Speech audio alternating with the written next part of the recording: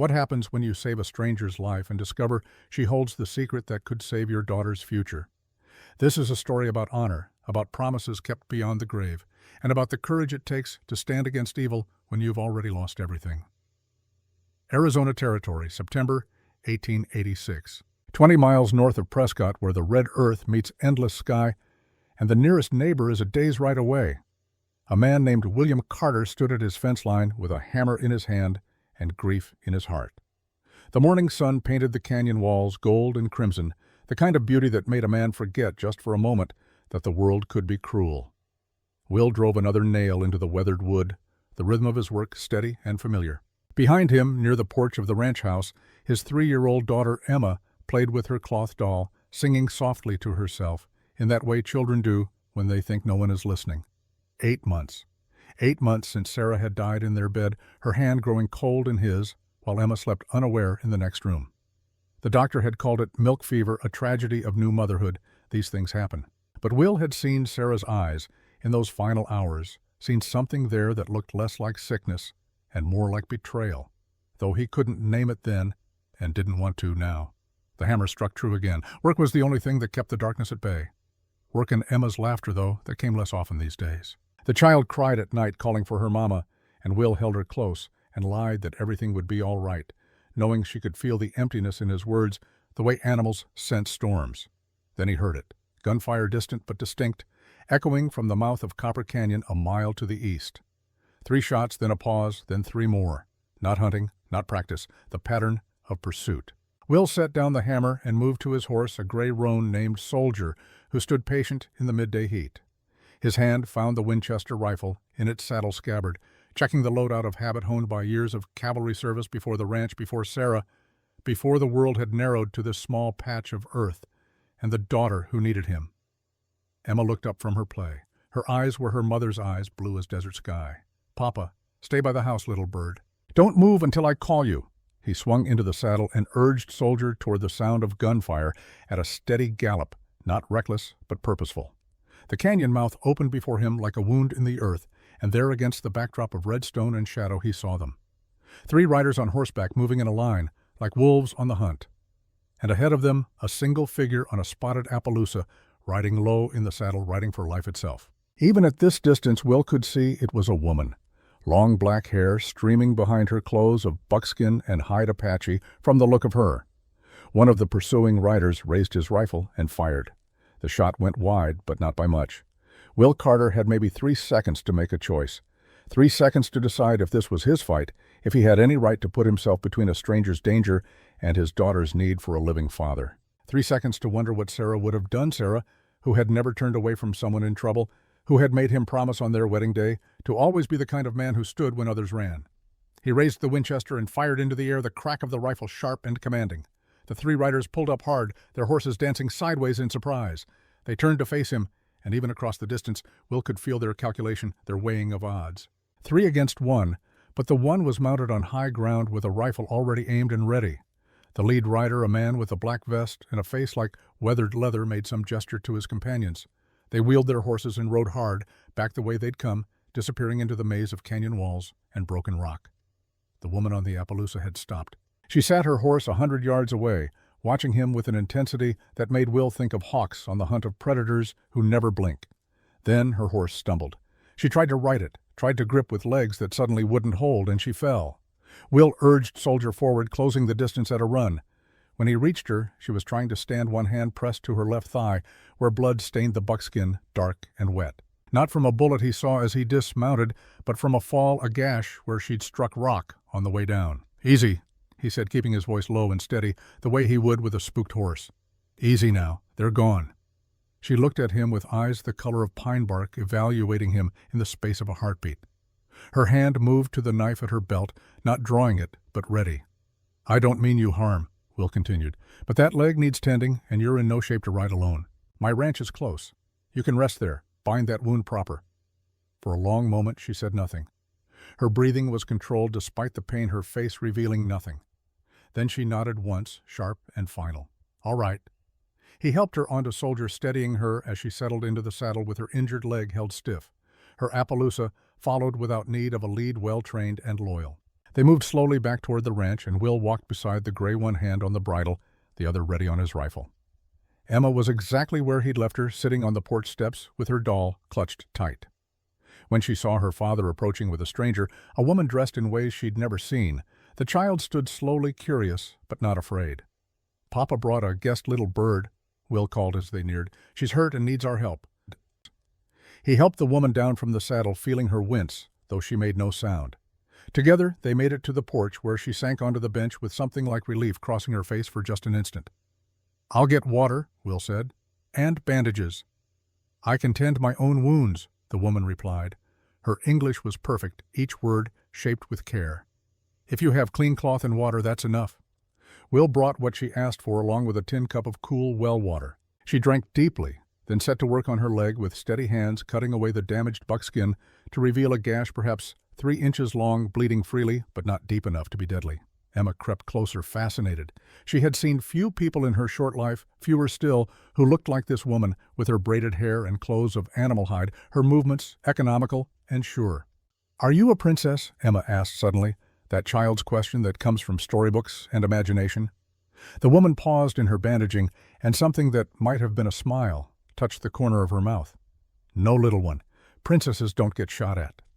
It was said so simply, so matter-of-fact, that Will found himself almost laughing, despite everything. Emma giggled, the first real laugh he'd heard from her in days, and the sound was like water in a desert. "What's your name?" the child pressed. "Naomi. Naomi Whitehorse." "I'm Emma. That's my papa. He's very strong." "I can see that," Naomi said, finishing the bandage with practiced efficiency. She looked up at Will, and there was something in her eyes now, something softer than the hawk's intensity from before. "Thank you for the warning shots, for bringing me here. Those men would have killed you," Will said. It wasn't a question. "Yes, they've been hunting me for 2 days.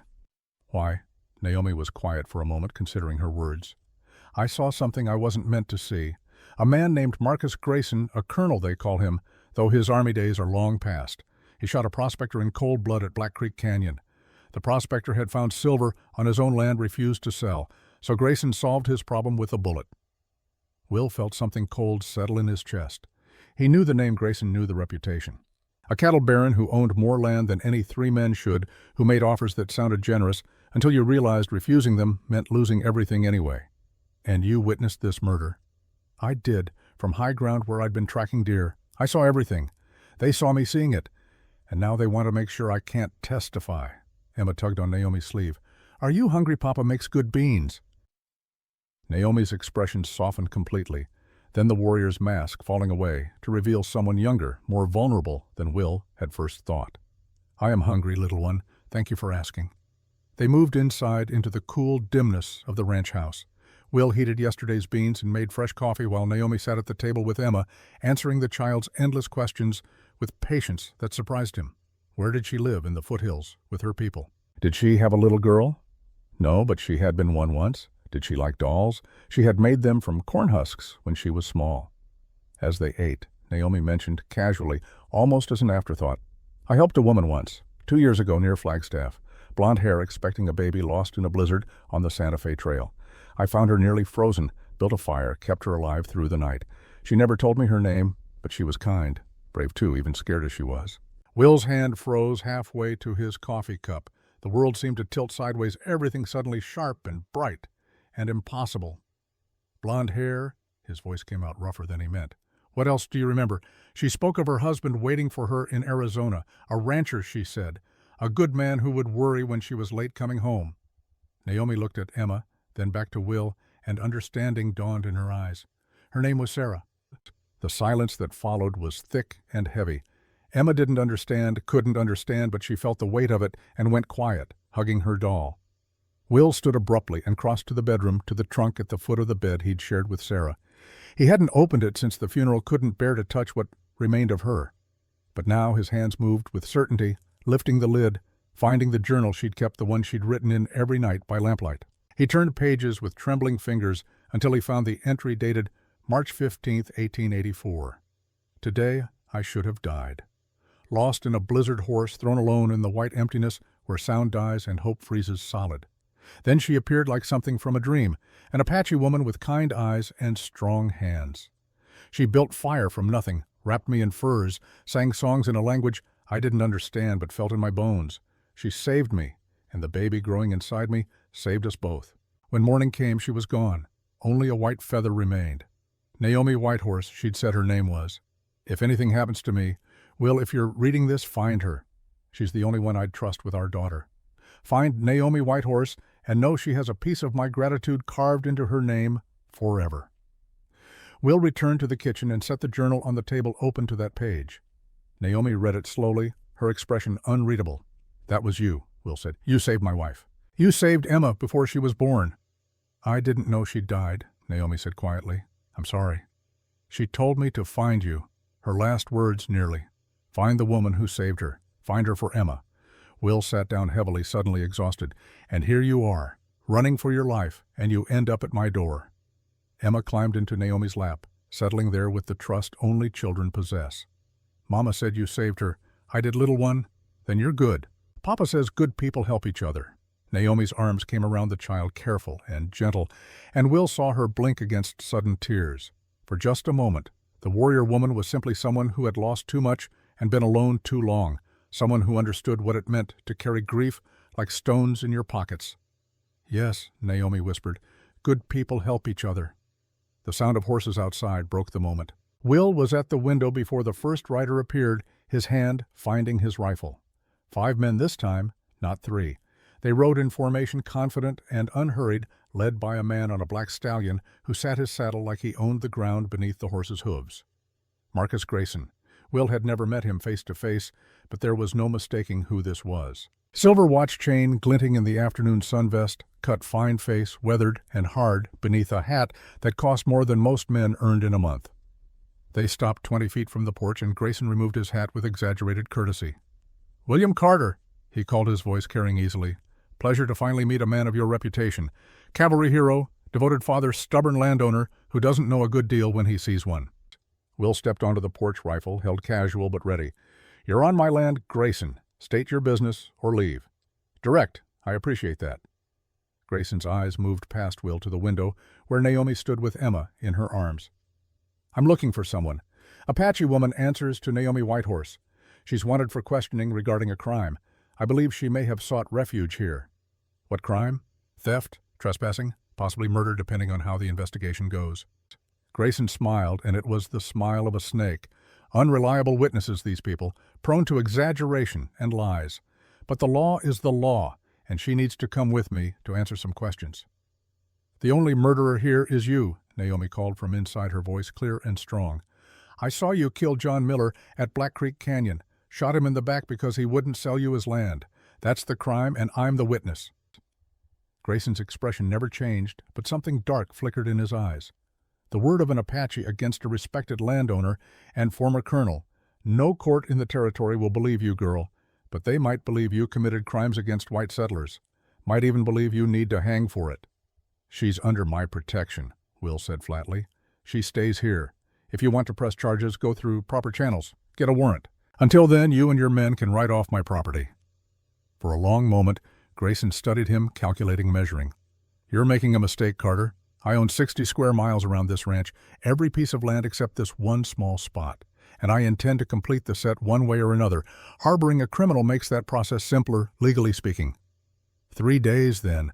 I'll give you 3 days to come to your senses and hand her over. After that, I can't guarantee what might happen. Accidents occur out here in the territory. Fires start. Cattle stampede. Good men die protecting things that don't belong to them. Is that a threat? That's a friendly warning between neighbors. Grayson replaced his hat and gathered his reins. 3 days, Mr. Carter. Think about your daughter. Think about what kind of future she has if you choose the wrong side of this. They rode away at an easy canter, dust rising behind them like a veil. Will watched until they disappeared beyond the canyon mouth, then turned to find Naomi standing in the doorway, Emma still in her arms. They'll kill me if I leave, she said simply, and they'll destroy you if I stay. Sarah asked me to find you, asked me to trust you with Emma. Will met her eyes, and something passed between them, some understanding that went deeper than words. I don't break promises to my wife, even ones made after she's gone. You stay. We figure this out. Together. You don't know me. You don't owe me anything. You saved Sarah's life. You saved Emma before she was born. That makes you family by any measure that matters." He paused. "Those men will come back. We need help. We need allies. And we need to be ready." Emma reached out from Naomi's arms, her small hand finding her father's face. "Miss Nomi stays." "Yes, little bird. Miss Nomi stays." Emma nodded satisfied and rested her head back against Naomi's shoulder with the trust only children possess. High above the ranch, a hawk circled on rising thermals, its cry echoing across the canyon walls. The sun moved westward, shadows lengthening, and in the growing dusk, Will Carter made preparations for a fight he hadn't chosen but wouldn't run from. 3 days. Grayson had given them 3 days. It would have to be enough. The morning after Grayson's ultimatum dawned clear and cold, the kind of autumn day that reminded a man winter was coming, whether he was ready or not. Will Carter stood in his kitchen watching Naomi Whitehorse teach his daughter how to make corn cakes the Apache way. And he thought about how strange it was that the world could feel both broken and whole at the same time. Emma's small hands worked the masa dough with fierce concentration, her tongue poking out the corner of her mouth the way Sarah's used to when she was focused on something important. Naomi guided her, gently showing her how to shape the cakes flat, and even how to tell when the griddle was hot enough by the way water danced across its surface. "In my village," Naomi said softly, "the grandmothers would wake before dawn to grind corn. The sound of the grinding stones was how we knew the day had begun. My mother made the best corn cakes in Canyon Day. She would add wild herbs, just a pinch to make them special." Emma looked up with those blue eyes that saw everything. "Where is your mama now?" "She's gone, little one, with the ancestors." "Like my mama." "Yes, like your mama." The child nodded, accepting this with the simplicity that only children possess, that ability to hold sadness without letting it break you. She returned to her dough, and Naomi met Will's eyes across the kitchen with an expression that said more than words could about shared grief and unexpected grace. "I need to write to Prescott," Will said after a moment. "Talk to some people. See if there's a legal way through this that doesn't end with someone dead. How long will you be gone?" "Most of the day. Back before dark." He hesitated. "Grayson's men might come by again. Try to scare you. Try to make you run." Naomi's hand moved to the knife at her belt, an unconscious gesture. "I've been hunted before. I know how to stay alive." "I'm not worried about you surviving. I'm worried about Emma if shooting starts." "Then I'll make sure no shooting starts. Not while the child is near." She paused. "You trust me with her?" Will thought of Sarah's journal, of the promise his wife had extracted from him beyond the grave. "Find Naomi Whitehorse. Trust her with our daughter." "Yes," he said simply. "I trust you." The ride to Prescott took 3 hours through country that changed from red rock canyons to rolling grassland to the settled outskirts of civilization. The town had grown since Will's last visit, new buildings rising along the main street, more people crowding the boardwalks. Silver money, he figured. The territory was booming with prospectors and speculators, all of them chasing dreams that glittered underground.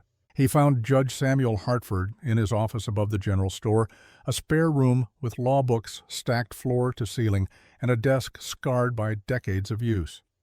The judge was 58, gray-bearded and sharp-eyed, with a reputation for fairness that was rare enough in the territory to be remarkable. "Will Carter," Hartford said, rising to shake hands. "Heard you had some excitement out your way. Grayson paying you visits." "You heard right. I need to know where the law stands on this judge. I'm harboring a witness to murder, and the murderer wants her silenced." Hartford gestured to a chair and listened without interrupting as Will laid out the whole story. Naomi at Black Creek Canyon, the prospector shot in cold blood, Grayson's threats, and his 3-day deadline. When Will finished, the judge was quiet for a long moment, steepling his fingers beneath his chin. "Here's the problem," Hartford said finally. "You've got one witness, an Apache woman with no property and no standing in white courts. Grayson's got money influence and a dozen men who'll swear he was nowhere near Black Creek that day. To bring charges, I need corroboration. 2 witnesses or 1 witness plus physical evidence that can't be disputed." "So her word means nothing." "Her word means everything to me personally, Will, but in a courtroom against a man like Grayson, it won't be enough." The judge leaned forward. "Find me something else, anything, a pattern of violence, other witnesses to other crimes, something that proves Grayson's capable of murder, and then maybe I can make this stick." Will thanked him and left frustration burning in his chest. The law was supposed to protect people like Naomi, not leave them defenseless against men with money and guns. His next stop was Brennan's Trading Post, a weathered building at the edge of town that sold everything from flour to ammunition to gossip. Tom Brennan stood behind the counter, 64 years old, and still strong as whipcord, with eyes that had seen too much war to be surprised by anything. "Will Carter," Tom said, breaking into a grin, "thought you'd died out there on that lonely ranch of yours. Come on back, I'll put coffee on." They settled in the back room where Tom kept his private stock and his private thoughts. The older man poured whiskey into the coffee without asking, the way men do when they know the conversation ahead needs fortification. "I hear things," Tom said, after they'd both drunk deep. "Being a trading post owner, people talk. Don't think I'm listening, but I always am." "What do you hear about Grayson?" Tom's expression darkened. "I hear he's obsessed with your land will. Been trying to buy it for 2 years, making offers that sound generous until you realize he's offering half what it's worth. I hear he's bought up everything around you, 60 square miles of territory, all legal on paper, but most of it acquired through means that don't bear close examination." "Why my land specifically?" Tom leaned in close. "Silver. There's a geologist came through here 6 months back, did some surveys on the quiet. Said there's a vein running under your property that could be worth close to $1 million. Grayson found out somehow. That's why he wants you gone." The information settled over Will like a weight. It wasn't about the land itself, or revenge, or even pure meanness. It was about money, the oldest and simplest of evils. "There's something else," Tom continued. "Your Sarah, when she died. You remember Dr. Harmon?" "I remember. He said it was milk fever. Said these things happen." "Harmon left town 2 days after Sarah passed. Packed up in the middle of the night, didn't tell nobody where he was going. Last I heard, he was in San Francisco, drinking heavy and talking to himself in saloons." Tom's voice dropped lower. "Well, I've known you since the cavalry days. I'm going to say this straight. Grayson made Harmon an offer right before Sarah got sick. Paid off the doc's gambling debts, near about $500 worth. A month later, your wife is dead and Harmon's running scared." The world tilted. Will gripped the edge of the table, knuckles white. "You're saying Sarah was murdered. I'm saying it's mighty convenient timing. I'm saying a man who'd shoot a prospector over silver wouldn't hesitate to poison a woman whose husband won't sell. I'm saying you should ask questions about what really happened 8 months ago." Will rode back toward the ranch with his mind churning, barely seeing the country around him. Sarah murdered. Not taken by God or bad luck or the simple cruelty of childbirth, but murdered. Deliberately killed by a man who wanted what Will had and couldn't take it by honest means. The grief he'd been carrying transformed into something harder, colder. Rage, yes, but also clarity. This wasn't just about protecting Naomi anymore. This was about justice for Sarah. About making sure Emma grew up in a world where men like Grayson didn't win simply because they were willing to do what decent people wouldn't. He was 2 miles from home when they hit him. 2 riders came out of a wash to his left, moving fast, their rifles already raised. Will kicked Soldier hard, leaning low over the horse's neck as the first shots cracked past his head. The gray ran like the cavalry mount he'd once been trained for gunfire and chaos. And Will drew his own rifle one-handed, firing back without aiming, just trying to slow them down. A bullet struck his saddlebag, punching through leather and supplies. Another whistled past his ear, close enough to feel the heat. Then Soldier was among the rocks, weaving through terrain the pursuer's horses couldn't match, and Will was reaching for his pistol with his free hand, the rifle empty. One of the riders closed in close enough for Will to see his face, a young man with dead eyes and a revolver tracking for a killing shot. Will fired first. The man jerked sideways and fell his horse, running on riderless. The second rider pulled up hard, decided discretion was the better part of valor, and wheeled away. Will let him go, his heart hammering, his hand steady with the steadiness that comes from training and necessity. He dismounted to check the fallen man. Dead shot through the chest, gone before he hit the ground. In the man's vest pocket, Will found a folded paper. He opened it with shaking fingers and read the message written there in careful script. "Last warning.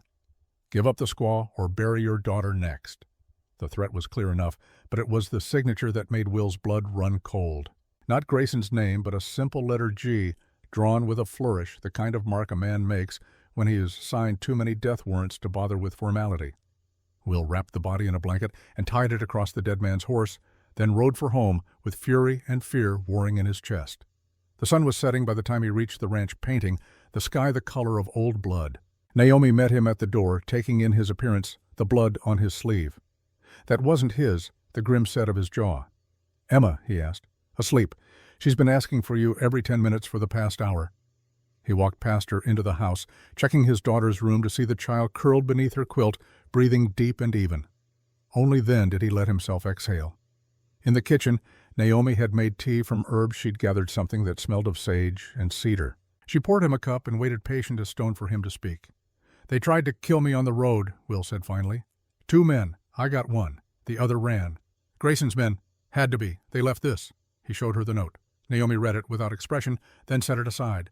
"So he's done with warnings. Now comes the killing." "There's more." Will told her about Judge Hartford, about needing corroboration, about Tom's information on the silver beneath the ranch, and finally, hardest of all, about the suspicion that Sarah had been poisoned. Naomi listened to it all, and when he finished, she was quiet for a long time. Then she leaned forward, her eyes intense in the lamplight. "The symptoms you described when Sarah died. Tell me exactly." "She was fine one day, sick the next. Vomiting, weakness. Her skin went pale, almost gray. She had convulsions near the end. Doctor said it was milk fever, said he'd seen it before." "How long from first symptoms to death?" 4 days, maybe 5. Naomi shook her head slowly. "That's not milk fever. Milk fever comes on slower, and the skin doesn't go gray." "Will those symptoms match white snake root poisoning? It's a plant that grows in shaded areas near water. Cattle that eat it produce milk that's deadly. People who ingest the plant directly die even faster." "You're saying someone fed her poison?" "I'm saying someone who knew plants and knew timing could have done this. Put it in her food, her medicine, anything she consumed regularly. It would look like sickness, and most doctors wouldn't know the difference unless they were looking for it specifically." Will felt something break and reform inside him, grief turning to purpose. "We need proof. We need Dr. Harmon to confess what he did." "And we need allies," Naomi added. "Grayson has money and men. We have truth. But truth needs voices to speak it, or it dies silent." She stood and moved to the window, looking out at the darkness beyond. "Tomorrow people will come. My uncle Red Skywalker is a chief among my people. When I didn't return from my hunt, he sent trackers. They'll have found me by now, followed my trail here. He'll come with warriors. Will they fight for us? They'll fight for me, and if you stand with me, they'll stand with you."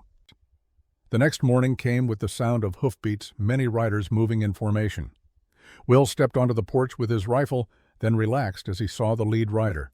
An old Apache man, 70 if he was a day, sat his horse like a young warrior. His face was weathered as canyon stone, his eyes bright with intelligence and humor. Behind him rode 3 younger men, armed with rifles and bows, watching the horizon with the alertness of those who've lived their whole lives in hostile country. Naomi emerged from the house and spoke in rapid Apache words. Will couldn't follow but could feel the emotion clear even through the language barrier. The old man dismounted and embraced her, then turned to study Will, with eyes that seemed to see straight through to the bone. "You are the one who saved my niece," Red Skywalker said in English that was formal, but clear. "For this you have my gratitude. She tells me you shelter her from those who would kill her. For this you have my respect." "She's welcome here as long as she needs," Will replied. "Good. Then we stay also. My warriors will camp near your land. Watch the approaches. If Grayson's men come, they will find us waiting." Through the morning, more visitors arrived. Sarah Chen, who ran the restaurant in Prescott, came with food and stories of Grayson's extortion. He'd tried to buy her business for a pittance, and when she refused, her supplies had mysteriously stopped. Arriving, her windows had been broken in the night. A Mexican rancher named Vasquez told of losing half his herd to rustlers who turned out to be Grayson's men.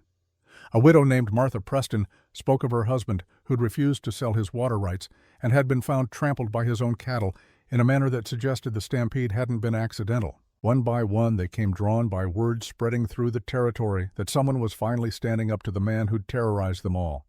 They filled Will's ranch house with their testimonies, their anger, their desperate hope that maybe this time justice would be more than just a word. Judge Hartford arrived last, his buggy kicking up dust in the afternoon heat. He listened to every story, making notes in his careful script, his expression growing darker with each tale. "This is enough," he said finally. "With this many witnesses, I can convene a grand jury inquiry. We'll hold it 2 weeks from today, October 25th, at the courthouse in Prescott. Everyone who has testimony will have a chance to speak under oath. And Will, if you can get Dr. Harmon to confess about Sarah, we can charge Grayson with murder." "Harmon's in San Francisco," Will said. "That's a week's travel each way." "Then you better leave soon. Take Tom with you. I'll make sure Naomi and Emma are protected while you're gone." Red Skywalker spoke up. "My warriors remain here. No harm comes to the woman or child while we draw breath." Sarah Chen added her voice. "The women of Prescott will take turns staying here also. Naomi won't be alone." Will looked around at the gathering at these people who'd been strangers days ago and were now something more. A community. An alliance. The thing that Grayson's money couldn't buy and his threats couldn't break. "Then we have a plan," he said. "Tom and I leave for California at first light. The rest of you prepare your testimonies. We meet at the courthouse October 25th, and we tell the truth loud enough that even corrupt men have to listen." That night, after the visitors had departed and Emma was asleep, Will and Naomi sat by the fire as the autumn cold settled over the desert. She'd made more of her herb tea, and they sipped it in comfortable silence the way people do when words would only diminish what passes between them. "Emma called me Mama Nomi 47 times today," Naomi said finally, and there was something like wonder in her voice. "She asked me 47 questions. 'Are you a witch?' was number 23. Will laughed, the sound surprising him. "What did you tell her?" "I said maybe, a good witch." "And what did she say?" "She said good because bad witches are scary, and you're not scary, you're nice." They smiled at each other across the firelight, two people who'd lost everything, finding something unexpected in the ruins. Not love, not yet, maybe not ever, but kinship, understanding, the recognition that sometimes salvation comes from the most unlikely places. "Tell me about your husband," Will said softly. "Thomas, you said he died." Naomi was quiet for so long he thought she wouldn't answer. Then she spoke, her voice low and steady. "He was a blacksmith. Apache, but he'd learned the trade from a white man in Tucson. Strong hands, kind heart. We had 2 years together before the coughing sickness took him. Tuberculosis, the doctor called it. I watched him fade day by day, and there was nothing my herbs or prayers could do. I'm sorry. He told me before he died, make me a promise. Promise me you'll live, not just survive. Promise me you'll laugh again, love again if you can. Don't let grief make a ghost of you." She looked at Will, her eyes reflecting firelight. "I broke that promise, until now. Until Emma asked her 47 questions and made me remember what it feels like to matter to someone. You matter to her, to both of us. And you matter to me, not because Sarah asked you to find me, not because you saved my life, but because you're fighting for something bigger than yourself. That's rare enough to be precious." Outside, an owl called across the darkness. Inside, the fire crackled and popped, and two people who'd been strangers 3 days ago sat together planning for a battle that would determine not just their own fates, but the fates of everyone Grayson had ever harmed. 3 miles away in a ranch house that dwarfed Will's homestead, Marcus Grayson received a report from the rider who'd escaped the ambush. He listened without expression, then dismissed the man with a wave. "So Carter killed Briggs," he said to Dutch Keller, his foreman, "and he's gathering allies. Judge Hartford's involved now." "Want me to burn him out?" Dutch asked. "Make it look like an accident." "Not yet. Let him go to California chase his confession. While he's gone, we'll make the woman understand she's not welcome here. Not with violence, with fear. Make her want to run. And if she doesn't run," Grayson smiled cold as winter, "then we'll have tried to solve this peacefully, won't we? And what happens after that is on Carter's head, not ours." Back at the ranch, as Will banked the fire and checked the locks one more time, Emma stirred in her sleep. Naomi heard it and went to the child's room, settling on the edge of the bed. "Mama," Emma murmured, still half dreaming. "I'm here, little one. Don't go away." "I won't. I promise." And in that moment, with a child's trust settling over her like a benediction, Naomi Whitehorse understood why she'd survived when her village burned, why she'd been in Black Creek Canyon to witness murder, why every step of her life had led her to this ranch and this man and this daughter who needed her. Some promises are kept beyond the grave. Some debts are paid in unexpected currency, and sometimes, just sometimes, salvation comes riding out of the desert on a spotted horse, carrying secrets that will change everything. The war was coming, but tonight there was peace, and that would have to be enough. 3 days after the community gathering at the ranch, Will decided it was time to take the fight directly to Prescott. Judge Hartford needed to see Naomi in person, needed to understand that this wasn't just some frightened woman making wild accusations, but a credible witness with steel in her spine. And Emma needed new winter clothes before the cold truly set in. They left at dawn, the three of them, on 2 horses. Emma rode with Naomi on the Appaloosa, her small arms wrapped around Naomi's waist, chattering about everything and nothing, the way children do when they feel safe. Will rode soldier alongside them, his Winchester in its scabbard, his eyes scanning the horizon with the wariness of a man who knew Marcus Grayson didn't make idle threats. The route to Prescott wound through open desert for the first 10 miles, then entered rougher country where red rock formations rose like ancient sentinels and canyons cut deep into the earth. It was beautiful country, the kind that made a man feel small and the world vast, but it was also dangerous country full of places where armed men could hide and wait. They were 4 hours into the journey, entering a narrow defile called Sungra Canyon, when Naomi raised her hand in the Apache signal for danger. Will pulled up immediately, his hand moving to his rifle. "What is it?" "Horses, 6, maybe 7, not moving, waiting ahead where the canyon narrows." Will's jaw tightened. An ambush, then. Exactly what he'd feared. The canyon walls rose 50 feet on either side, here offering no way around, no escape except forward or back. Going back meant a 4-hour delay, and Grayson knowing he'd been spooked. Going forward meant riding into a trap. "Can we fight through?" he asked quietly. Naomi's expression was grim. 6 against 2 with Emma between us. Poor odds. "Then we go back, live to fight another day." But before they could turn, the horses' riders appeared behind them. 3 men blocking the retreat, their rifles already drawn. They'd been herded into a killing box with precision that spoke of military planning.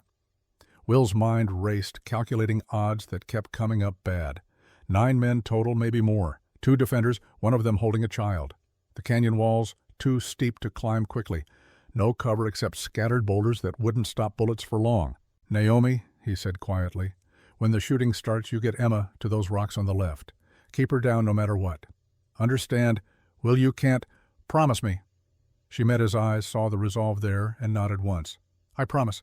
But you better survive this, William Carter. Emma needs her father." "I'll do my best." The riders ahead began moving toward them, 6 shadows against the bright canyon walls, taking their time because they knew their prey was trapped. Will recognized the lead rider, a man called Slade, who'd ridden with Grayson for years, known for his cruelty and his skill with a gun.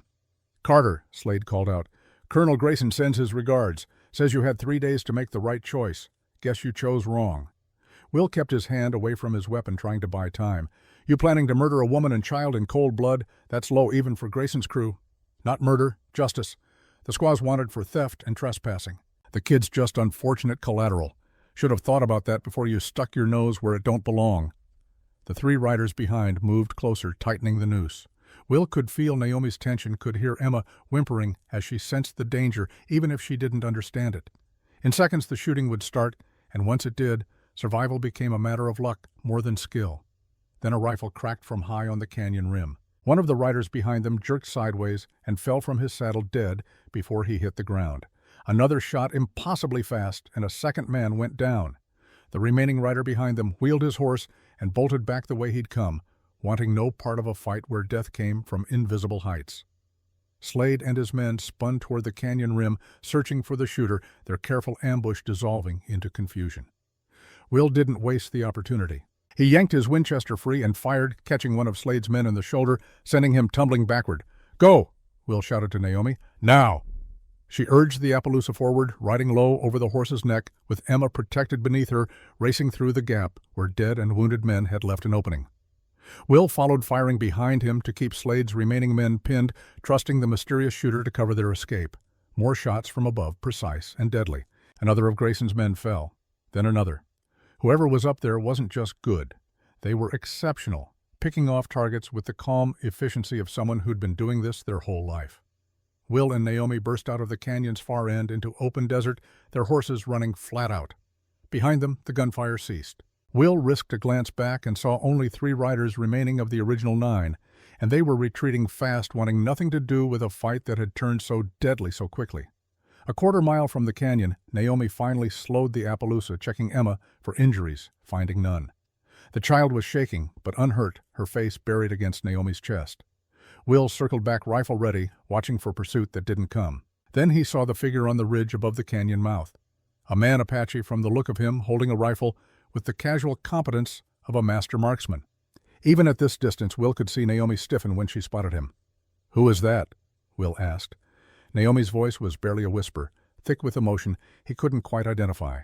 Shock, recognition, something that might have been grief or might have been hope or might have been both. "My brother, that's Cale." The figure on the ridge stood motionless for a long moment, too far away for Will to make out features, but close enough to see him raise one hand in what might have been a wave or a salute. Then he spoke, his voice carrying across the distance with surprising clarity. "Go more will come."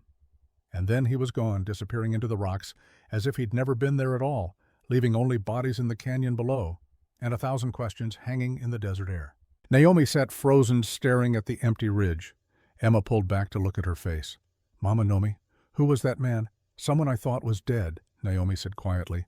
Someone who betrayed our family. Someone who just saved our lives. Will moved his horse close, placing a hand on her shoulder. You told me your brother worked for Grayson, that he led the men to Canyon Day. He did. I saw him with them. Watched him point out where the elders slept, where the children hid. I've hated him for 2 years, mourned him as dead to me, even though his heart still beat. She finally looked at Will, her eyes wet. Why would he save us now? Why would he kill Grayson's men to protect us? I don't know, but we can't stay here to figure it out. He's right. More will come. They rode hard for Prescott, pushing the horses as much as they dared with Emma between them. The town appeared on the horizon just as the sun reached its zenith, its buildings shimmering in the heat like a mirage made solid. Judge Hartford listened to their story in his office, his expression growing darker with each detail. When they finished, he stood and paced to the window, staring out at the street below. 9 men sent to kill you. That's beyond intimidation. That's war. He turned back to face them. And this brother of yours, Miss Whitehorse? Can he be trusted? I don't know, Naomi admitted. 2 years ago, I would have trusted him with my life. Then he betrayed everyone I loved. Today he saved us.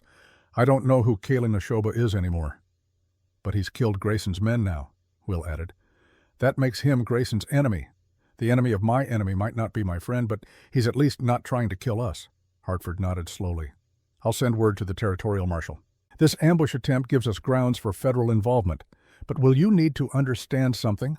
Grayson won't stop. He can't afford to now. You've backed him into a corner, and cornered animals are the most dangerous kind. They stayed in Prescott that night, sleeping in rooms above Tom Brennan's trading post, with the Red Skywalker's warriors standing guard outside. Emma slept between Will and Naomi, her small body warm and trusting, unaware how close she'd come to death that afternoon. In the darkness, Will spoke quietly. Your brother. If he wanted to help us, why not just come down and talk? Why disappear like that? Because he's ashamed, Naomi replied. Because he knows what he did is unforgivable. Because he's trying to earn redemption through actions, since words would be meaningless, she paused. Or because it's a trap. Because Grayson sent him to gain our trust so he can betray us again. Which do you believe? I don't know. I want to believe the brother I loved is still in there somewhere trying to claw his way back to honor. But I've been wrong about him before. It cost 60 lives. I can't afford to be wrong again. Emma stirred in her sleep, murmuring something about horses and feathers. Naomi stroked her hair gently, and Will saw the fierce protectiveness in his wife's face, the determination to keep this child safe, no matter the cost. Whatever Cale's planning, Will said, we'll be ready. We trust each other, we trust our allies, and we keep Emma safe. Everything else is secondary. Everything else is secondary, Naomi echoed. Outside, the night deepened. Somewhere in the darkness, Kayla Neshoba moved through country he knew. Like the back of his hand, a ghost haunting the edges of his sister's new life, trying to atone for sins that might be beyond forgiveness. And in his ranch house, 3 miles outside Prescott, Marcus Grayson received word that his ambush had failed, that 9 men had ridden out and only 3 had returned, that someone with exceptional skill had killed his hired guns and sent the survivors running. He stood at his window, whiskey in hand, and made a decision. No more half measures, no more warnings. If Carter and the Apache woman wanted war, he'd give them war. And this time he'd make sure there were no survivors to tell tales or seek justice. The pieces were moving into position. The final confrontation was coming. And blood would water the desert sand before it was finished. The road to California stretched 300 miles across desert and mountain, through country that tested a man's resolve and a horse's endurance. Will Carter and Tom Brennan rode hard, changing mounts at way stations, sleeping in their saddles when they had to, driven by the knowledge that every hour mattered, that Dr. Harmon's confession was the key to unlocking justice for Sarah and stopping Grayson permanently. Behind them at the ranch 20 miles north of Prescott, Naomi Whitehorse stood at the window watching dawn break over the red canyon walls. Emma slept in the next room, her breathing soft and even, while outside Red Skywalker's 3 warriors kept watch from positions they'd chosen with the tactical wisdom of men who'd survived decades in hostile territory. This would be the 4th morning without Will, and Naomi felt his absence like a weight pressing on her chest. Not because she couldn't protect herself or the child. She'd proven that capability long before she'd met William Carter, but because somewhere in these few short weeks, this ranch had stopped being shelter and started being home. These people had stopped being strangers and started being something that felt dangerously close to family. The journey to San Francisco took Will and Tom 5 brutal days of hard riding.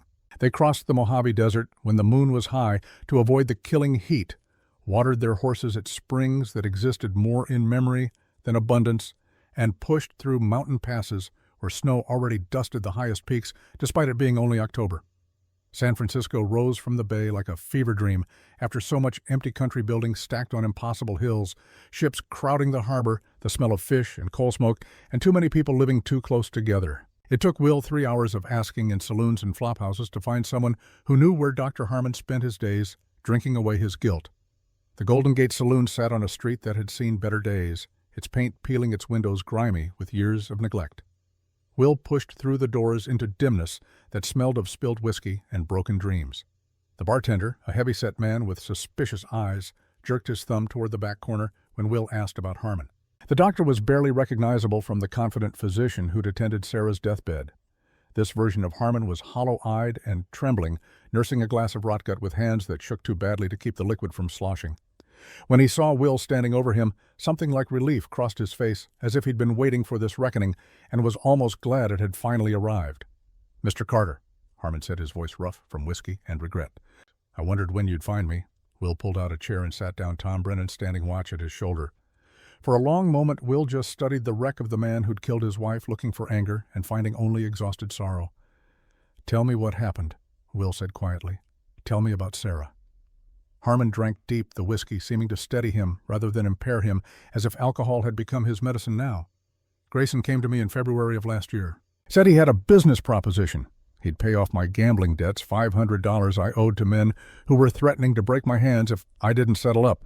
All I had to do was make someone sick, not kill them, he swore on his mother's grave, just sick enough that her husband would be desperate, willing to sell his land for medicine money for a chance to save her." "White snake root," Will said flatly. Harmon's head snapped up, surprise breaking through the alcohol haze. "How did you know?" "I know, keep talking." The doctor's shoulders slumped further, if that was possible. "He gave me the powder already prepared, told me to put it in her tonic, the one I'd prescribed for her general health after Emma was born. Just a pinch every few days, he said. She'd get weak, I'd diagnose something treatable, if only she had access to better doctors in the city. You'd sell the land, take her to San Francisco for treatment, and everyone would win. Grayson would get the property, you'd get medical care, I'd get my debts cleared. Clean and simple." His voice broke. "But I gave her too much. Or she was more sensitive than Grayson expected, or God himself was punishing me for my weakness. She got sicker faster than anyone predicted. And by the time I realized what was happening, by the time I understood that this wasn't just making her ill, but killing her, it was too late. The poison had done its work. I watched her die, Mr. Carter. Watched the light leave her eyes, knowing my hands had put it there, and I did it for $500 to cover gambling debts. You let her die. I killed her. Don't soften it with passive words. I put poison in her medicine. I watched it end her life, and I did it because I was weak and greedy and convinced myself it wasn't really murder if I didn't mean for her to die." Tears cut tracks through the grime on Harmon's face. "I ran because I couldn't face you. Couldn't face that beautiful little girl who'd lost her mother. Couldn't face myself in the mirror. But running doesn't work. The guilt follows. It's in every bottle, every sunrise, every moment I'm sober enough to remember what I've become." Tom Brennan spoke up, his voice hard as iron. "We need you to write it down. All of it. Signed confession that'll hold up in territorial court. Will it get Grayson hanged? If there's any justice left in Arizona, yes." Harmon nodded slowly, something like purpose entering his eyes for the first time since they'd found him. "Then I'll write it. I'll testify in person if you need me to. It won't bring Sarah back, won't wash the blood from my hands or give me a single peaceful night's sleep for the rest of my miserable life. But maybe it'll stop him from doing this to someone else's wife, someone else's family." They found paper and ink, and Harmon wrote it all out in a physician's careful script despite his shaking hands. The dates, the payments, the exact instructions Grayson had given the mounting horror as Sarah's condition worsened beyond what was supposed to happen. He signed it, dated it, and handed the document to Will with fingers that had steadied for the first time since they'd entered the saloon. "I'm sorry," Harmon said, meeting Will's eyes directly for the first time. "I know it doesn't matter. I know it changes nothing. But I'm sorry." Will folded the confession and put it in his coat pocket over his heart, where it pressed against him like a promise waiting to be kept. "You're a coward and a murderer, Dr. Harmon. You let greed and weakness guide your hands when you should have had the courage to refuse to turn Grayson in to choose the hard right over the easy wrong. But you're also the key to justice now. So I won't kill you much as part of me wants to. I'll leave you to whatever hell you've made for yourself in this bottle, and I'll use your confession to make sure Grayson pays for what he's done." They rode for home that same hour, pushing the horses to the edge of endurance racing against time and whatever Grayson's next move would be. Will carried the confession like a talisman proof that Sarah's death hadn't been God's will or nature's cruelty, but evil done by a man who valued silver more than human life. While Will Carter rode through the California desert carrying Dr. Harmon's confession like a weapon forged from guilt and truth, the ranch 20 miles north of Prescott settled into an uneasy rhythm. Naomi had taken charge with quiet efficiency, organizing Red Sky Walker's warriors into watch rotations, ensuring Emma never played outside alone. Preparing for trouble, she could feel coming like a storm, building on the horizon. It was the fourth night of Will's absence when trouble arrived. The attack came at 2 a.m, the hour when even vigilant men grow heavy-eyed and the world feels wrapped in cotton silence. Naomi woke to the sound that wasn't quite a sound, that absence of normal night noise that every tracker learns to recognize as danger. The crickets had stopped singing. The horses had gone silent in their nervous way that meant predators were near. She was out of bed and reaching for her knife before conscious thought caught up with instinct. Across the hall, Emma slept peacefully, unaware that men were moving through the darkness with violence on their minds. Naomi moved to the window, peering through gaps in the curtains at the moonlit yard below. Shadows. Too many shadows. Moving with purpose toward the house from 3 directions, coordinated and professional, the kind of attack that spoke of military planning. Naomi's mind raced through options with the cold clarity of someone who'd survived one massacre and refused to die in another. She couldn't fight them all, not while protecting Emma. The warriors were camped 200 yards north, close enough to help, but not close enough to prevent what was about to happen. Running meant abandoning the house, leaving Emma exposed during the flight. Staying meant being trapped inside when they came through the windows. She chose the third option. Hide Emma somewhere they wouldn't think to look, immediately fight like hell to buy time, and pray the warriors heard the gunfire before it was too late. Naomi scooped Emma from her bed, the child stirring but not fully waking, her small body warm and trusting in Naomi's arms. She carried her quickly to the root cellar, that underground space where they stored preserves and vegetables through the winter, cool and dark and safe, if you didn't think about spiders or the claustrophobic press of earth on all sides. She wrapped Emma in blankets, made a nest among the potato sacks, her hands moving with practiced efficiency, even as her heart hammered against her ribs. "Emma, little one, wake up." Naomi shook her gently, hating the fear she was about to plant, but knowing survival demanded it. "Listen to me carefully. Bad men are coming. You must stay here. Stay quiet no matter what you hear. Don't come out until Papa or I come for you. Do you understand?" Emma's eyes went wide with sudden fear, sleep vanishing as the seriousness in Naomi's voice penetrated. But she was Will Carter's daughter, and she'd inherited his courage along with his blue eyes. She nodded, her small jaw setting with determination. "I understand, Mama Naomi. Brave girl. So brave. I love you. Love you too." Naomi closed the cellar door, threw the rug over it to hide the entrance, and had just turned toward the main room when glass shattered. 2 windows simultaneously, men pouring through with practiced efficiency that spoke of military training. She counted 6 in the first heartbeat, knew there would be more outside covering the approaches.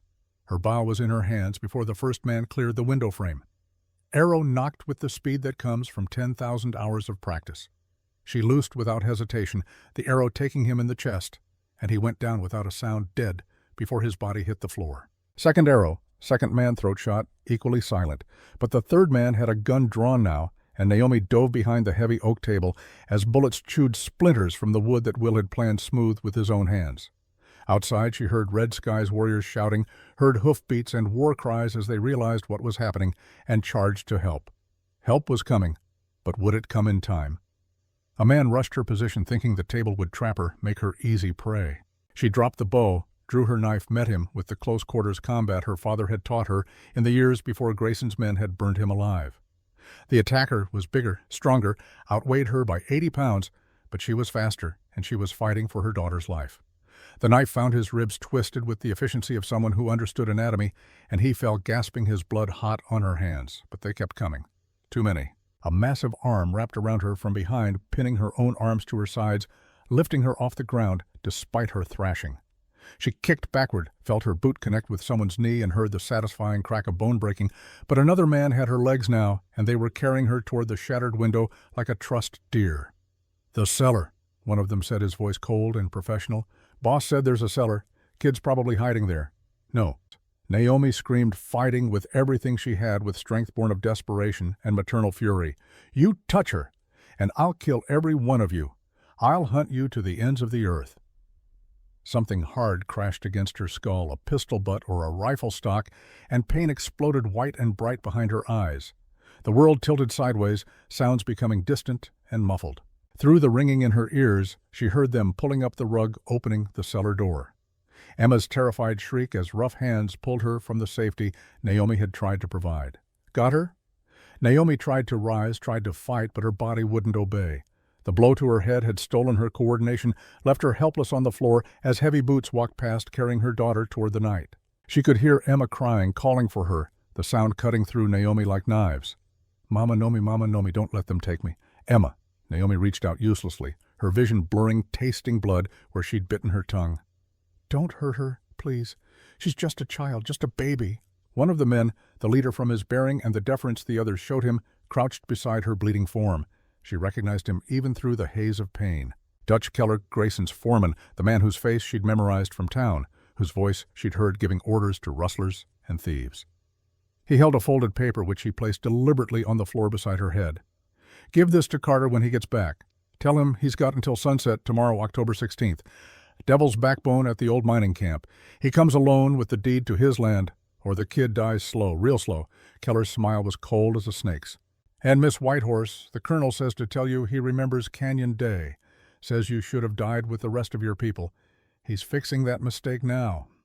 He stood, kicked her once in the ribs for emphasis, the impact driving what little air she had from her lungs. Then they were gone out of the window into the night, onto horses that scattered in 6 different directions to make tracking impossible in the dark, taking Emma with them, taking Will's daughter, taking the child Naomi had sworn to protect with her life. Red Sky Walker's warriors burst through the door seconds too late, weapons ready, finding only Naomi on the floor bleeding from her head wound and clutching the note with shaking hands.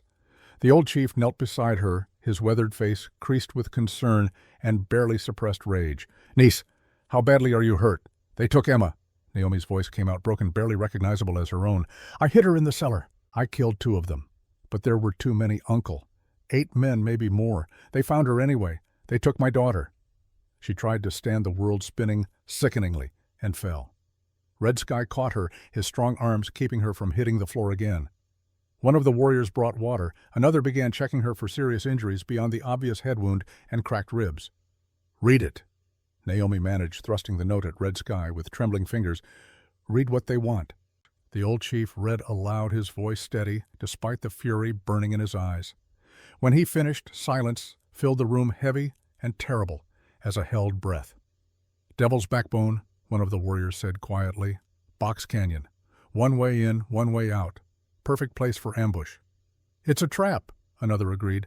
They'll kill Carter the moment he enters, take the land deed from his body, and the child will disappear. We'll never find her in all that wilderness. Naomi forced herself to her feet, pushing past the dizziness and the pain that made breathing feel like knives in her side. Her vision swam, but cleared as she focused her will, refusing to let her body's weakness stop what needed to be done. Then we don't let Will walk into it alone.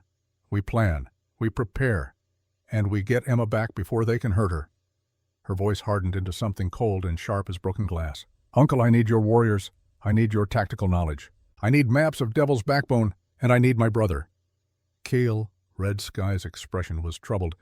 You would trust him after what he did at Canyon Day, after he led Grayson's men to our people. I don't trust him. I'll never trust him again. Naomi touched the blood matting her hair, felt the pain in her ribs where Keller had kicked her, and thought about Emma's terrified screams. But he saved us at Sungra Canyon. He's killed Grayson's men, and he knows Devil's Backbone better than anyone alive. We used to explore those canyons as children before everything went to hell. If there's a back way in a route, they won't expect Keel knows it. She met Red Sky's eyes with absolute determination. And Uncle, if I have to make a deal with the man who betrayed my family to save Emma, if I have to work alongside the brother who got our parents killed, then that's exactly what I'll do, because that little girl is innocent, and I will not fail her twice. Red Sky considered this for a long moment, then nodded slowly. I'll send trackers to find him. But Naomi, you know he may refuse. Or worse, this may be part of Grayson's plan, using the child to draw you and Carter into killing ground with Keel as the bait. Then we'll be ready for that too. Naomi picked up her bow, checking the string with fingers that still trembled slightly, testing the draw despite the pain in her ribs. Send riders to intercept Will on the California road. He needs to know what's happened, and tell him not to do anything stupid like trying to be a hero and going in alone. Tell him we fight together or not at all. The warriors dispersed to their tasks, leaving Naomi alone with Red Sky in the ransacked house. She walked slowly to Emma's room, each step an exercise in controlling pain, and stood looking at the empty bed, the scattered toys, the cloth doll lying on the floor where it had been dropped when rough hands had pulled a terrified child from safety. "I promised her," Naomi whispered, picking up the doll and holding it close. "I promised I'd keep her safe. I failed Sarah's trust. I failed Will. I failed Emma." "You fought 8 men while protecting a child," Red Sky said gently. "You killed 2 of them. You did everything humanly possible. It wasn't enough." Red Sky placed a weathered hand on her shoulder. "Then we make it enough tomorrow. We bring her home alive. We make Grayson regret the day he thought he could steal children to further his greed. And we show him that some promises once made cannot be broken by any force on earth."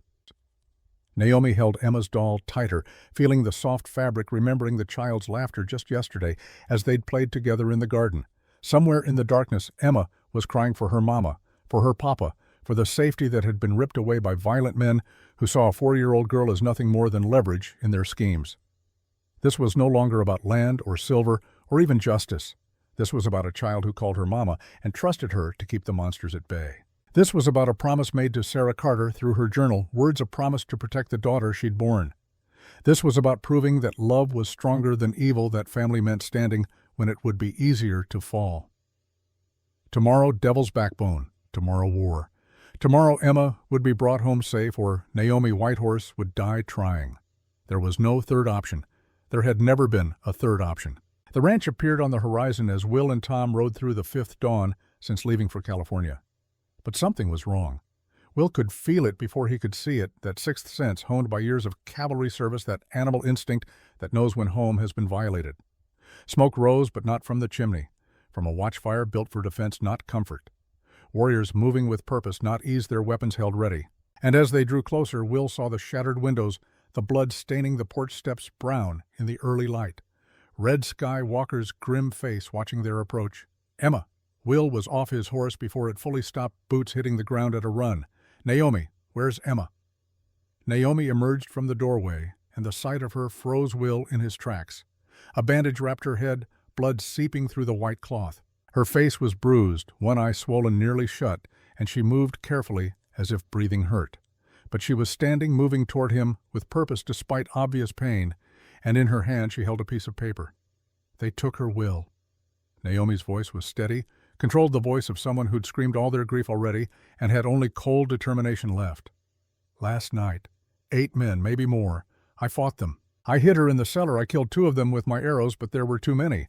Dutch Keller led them. He left this." She handed him the note, and Will read it with hands that shook despite his best efforts to control them. "Devil's Backbone. Sunset, October 16th. Come alone with the deed, or the child dies slow. M.G." He looked up at Naomi, at Red Sky standing behind her, at the assembled warriors preparing for war.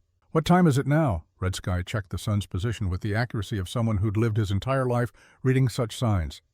2 hours past noon. We have less than 6 hours until sunset."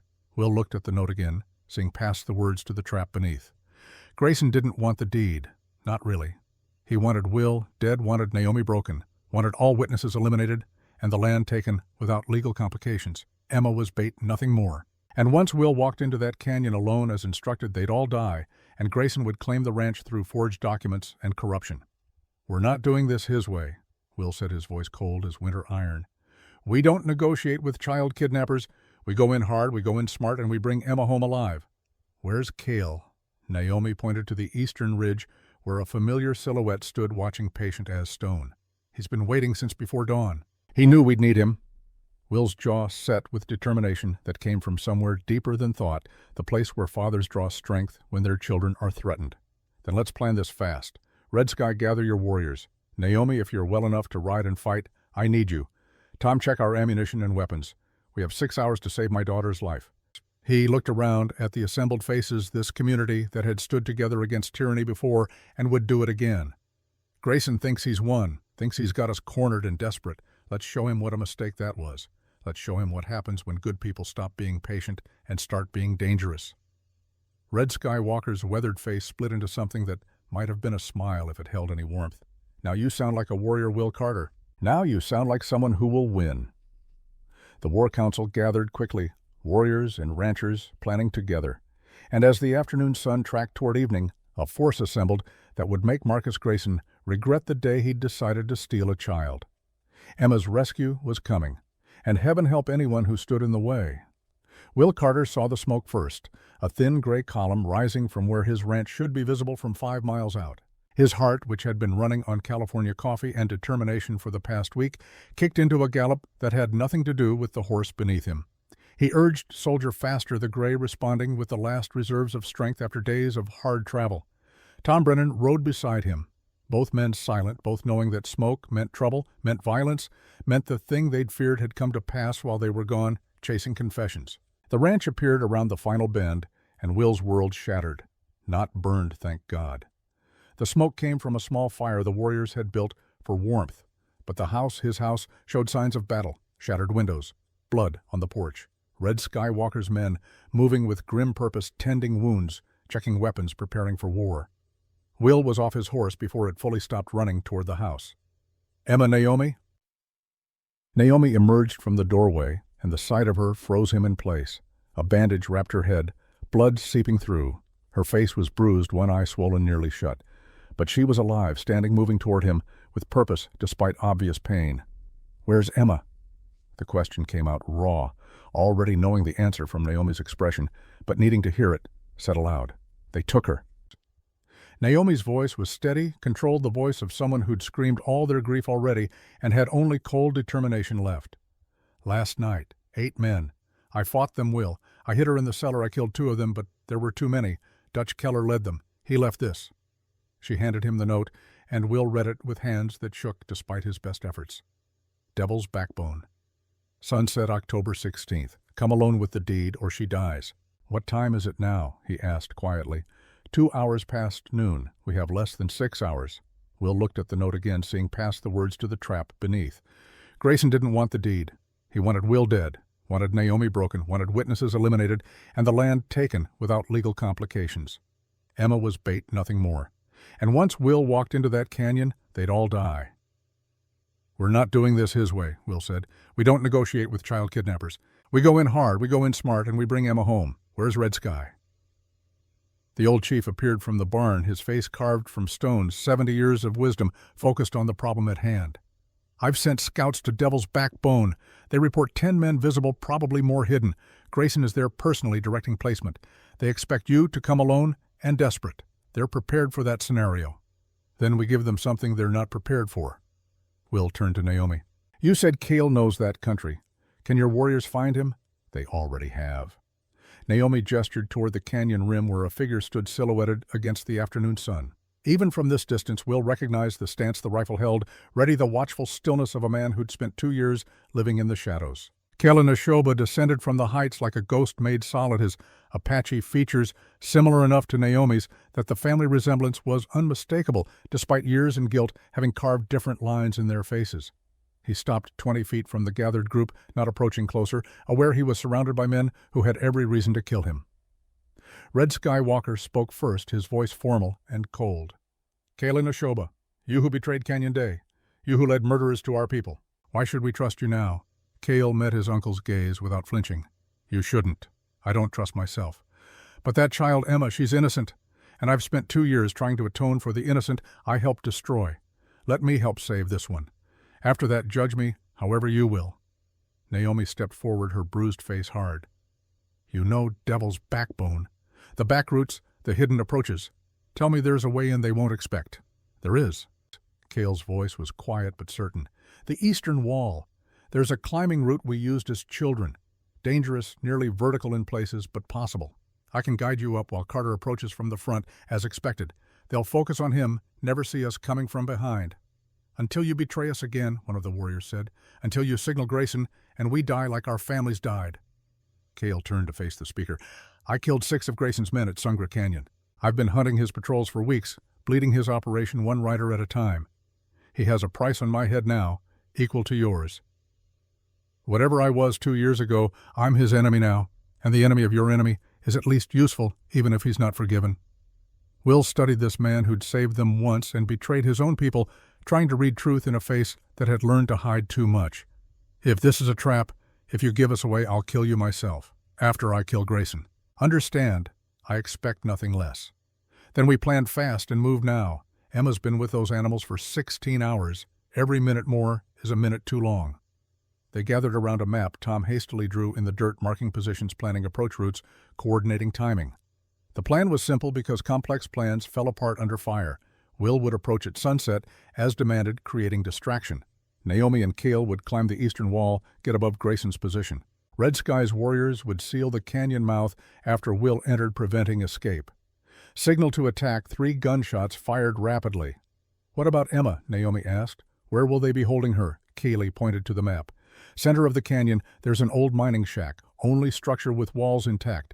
They'll keep her there, probably 1 guard. The rest will be positioned to ambush Carter when he enters." "Then I go for the shack," Naomi said. "The moment shooting starts, I get to Emma." "No." Cale's voice was firm. "I go for Emma. You're injured, moving slower than normal. I'm fresh, and I know that terrain perfectly. You cover me from the high ground, I get the child out." Naomi started to argue, but Will touched her arm gently. "He's right. You're the best shot we have. We need you providing cover, keeping Grayson's men pinned. Let Cale extract Emma." She wanted to refuse, wanted to be the one to rescue the daughter she'd failed to protect. But tactical reality won over emotion. She nodded reluctantly.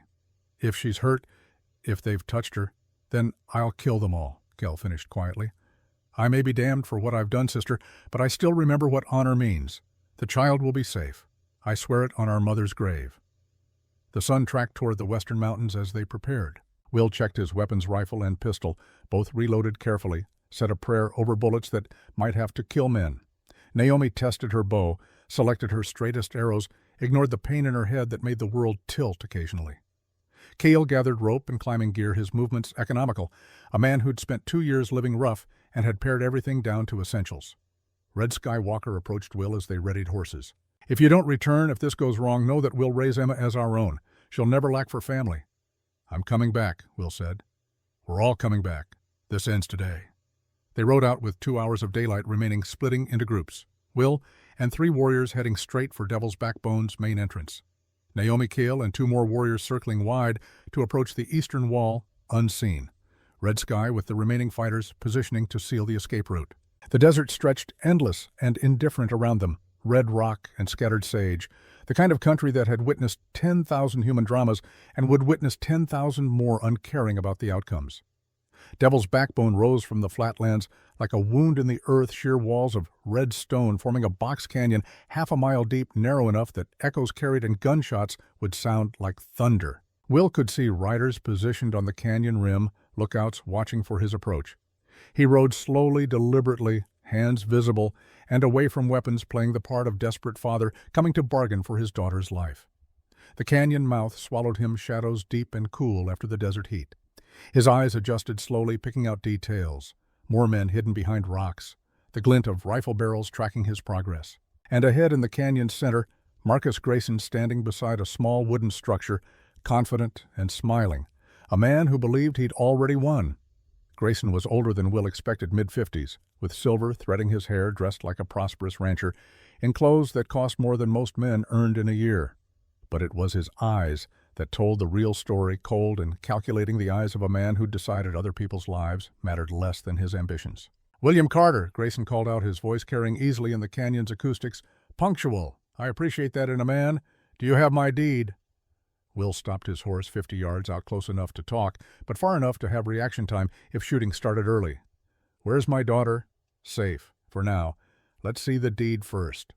Will pulled the folded document from his coat, held it up. "Let me see Emma. Proof she's alive and unharmed." Grayson nodded to Dutch Keller, who disappeared into the shack. Long seconds passed. Then Emma emerged, being carried by Keller, her face tear-streaked and terrified, but apparently unhurt. When she saw Will, she screamed, "Papa! Papa! I'm scared!" Every fiber of Will's being wanted to charge forward to grab his daughter and run, but he still forced himself to think tactically. Grayson expected desperation, expected stupid heroics. Will would give him neither. "She looks well treated," Will said, his voice calmer than he felt. "That's good. That's smart. Because if she'd been harmed, I'd have brought the entire territorial army with me instead of coming alone." "But you did come alone." Grayson's smile widened. "Which tells me you're a fool who loves his daughter more than his own life. Admirable, but stupid." He gestured, and 8 men rose from concealment rifles trained on Will from multiple angles. "Unfortunately, even with the deed, I can't let you leave. You know too much. The woman knows too much. And children, well, accidents happen. Tragic, but necessary. So you get the land and eliminate witnesses. Tidy." "Very. My lawyers will file the deed claiming you sold under duress from Apache raiders, the same raiders who tragically killed you and your daughter. The woman will be hunted down as a murderer. Everything wrapped up legally and finally." Grayson pulled his own pistol, aimed it casually at Will. "Any last words?" Will smiled, cold and certain. "Yes. You should have killed me at Sungra Canyon when you had the chance." He dove from his horse as 3 shots rang out in rapid succession from the canyon rim. The signal. All hell broke loose. Naomi's first arrow took the guard closest to Emma, dropping him before he could react. Her second found the man aiming at Will's abandoned horse. Keel was already moving, rappelling down the sheer eastern wall with reckless speed rope singing through his hands, boots finding purchase on stone that looked smooth as glass. Will rolled behind a boulder as bullets chewed the ground where he'd been standing. His rifle came up fired, and one of Grayson's men went down. The canyon filled with gunfire, with shouting, with chaos. Red Sky's warriors poured through the canyon mouth, boxing in the ambushers who'd expected to be the hunters. Crossfire cut down 2 more of Grayson's men in the first seconds.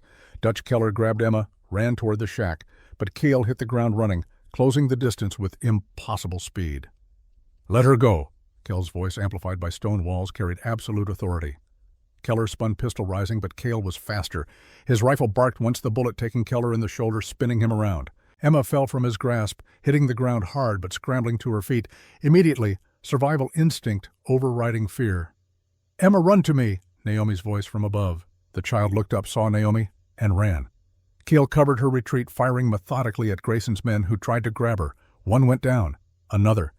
Then Keel's rifle clicked empty, and he dropped it, drawing a knife, as a man rushed him from the side. They met in a clash of steel and desperation. Keel was skilled, but the other man was bigger, stronger, and had help coming.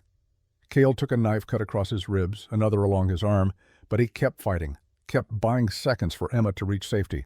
Will saw it happening, saw his daughter running through a battlefield, saw Keel surrounded, saw Grayson moving with his pistol raised toward Emma's fleeing form. Will fired, missed, fired again.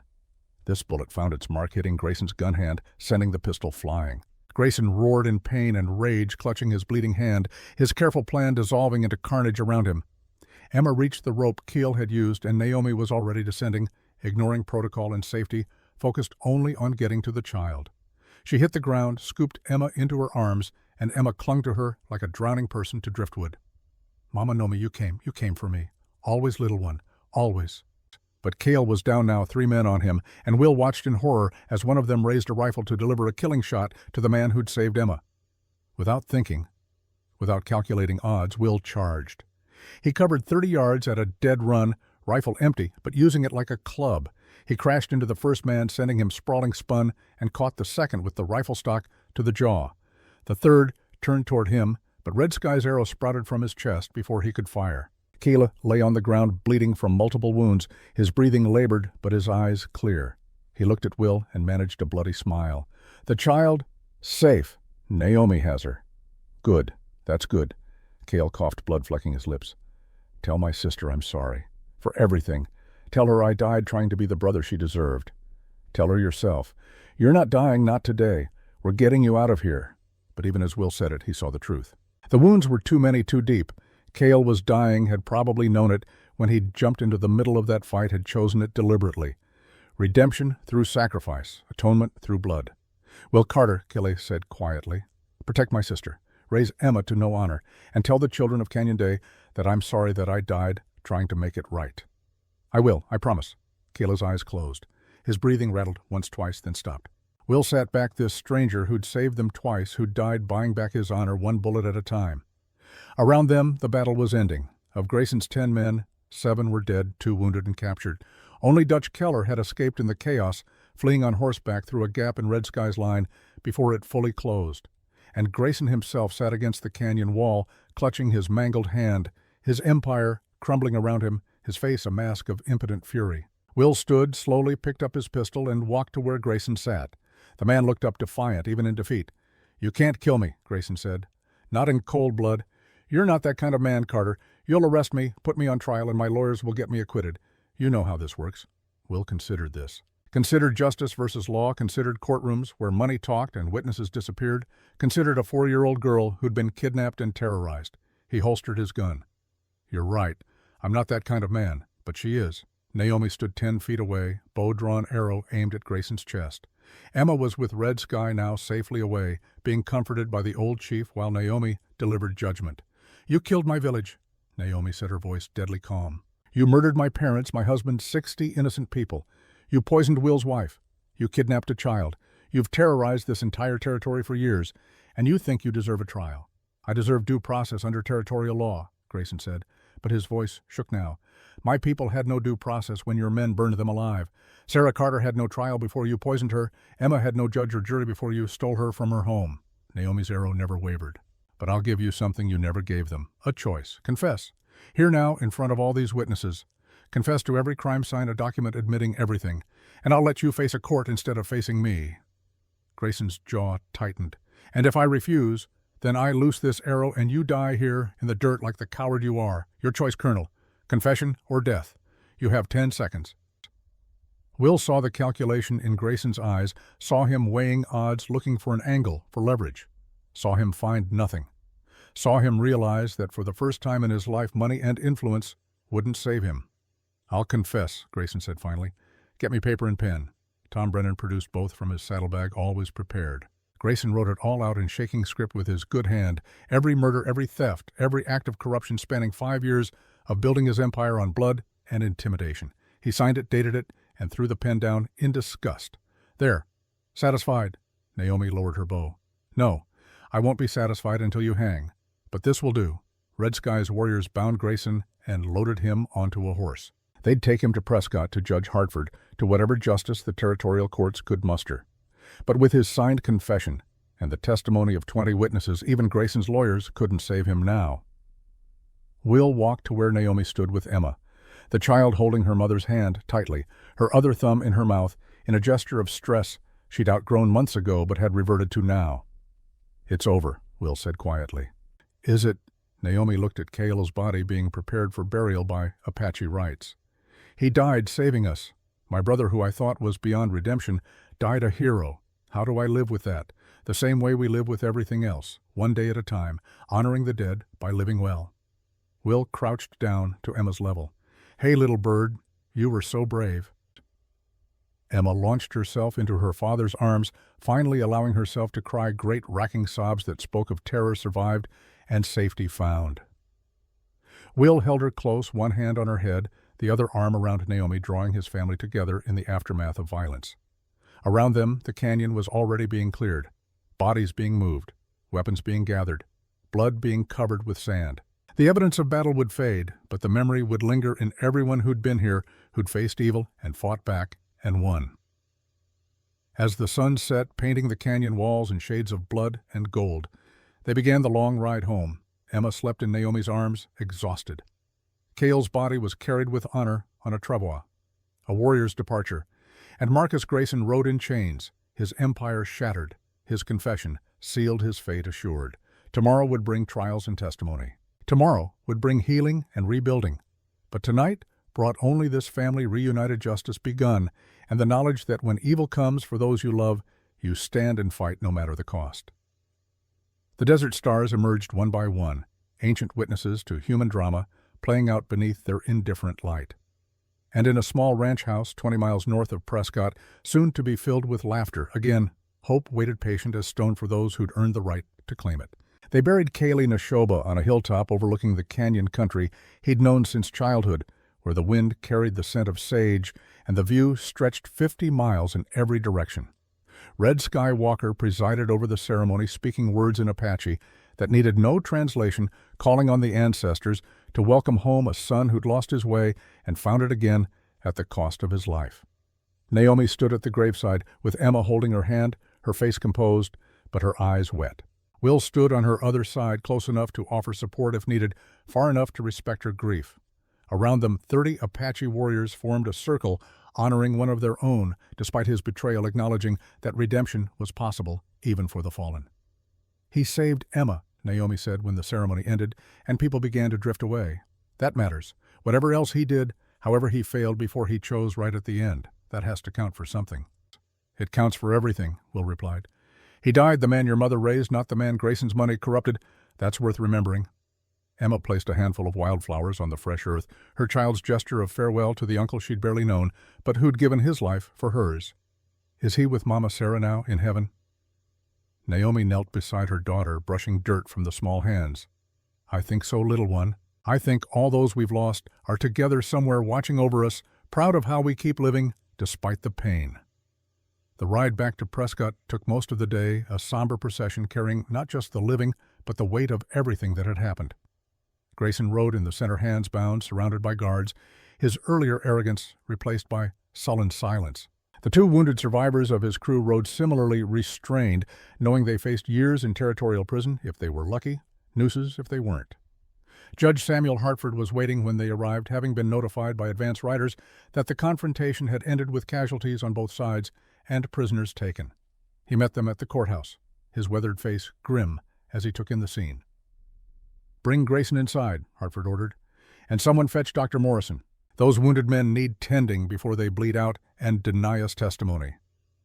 In Hartford's office, with 6 armed guards present and Red Skywalker representing the Apache Nation, Grayson's confession was read aloud. Every crime detailed in his own handwriting, signed and dated in the presence of multiple witnesses. When the reading finished, Hartford sat back in his chair, his expression unreadable. "This document," he said carefully, "was obtained under duress. A defense attorney would argue it's inadmissible that it was coerced at gunpoint." "It was," Naomi said flatly. "I gave him a choice. Confess or die. He chose confession. That makes it voluntary." In the strictest legal sense, perhaps, Hartford's eyes held something that might have been approval. "But we don't need to rely solely on this. We have Dr. Harmon's confession about Sarah Carter's poisoning. We have testimony from 50 citizens about extortion and intimidation. We have physical evidence from Devil's Backbone dead men who can be identified as Grayson's employees. And we have a 4-year-old child who was kidnapped on his orders." He stood walking to the window overlooking Prescott's main street. "I'm convening a grand jury inquiry for October 30th, 5 days from now.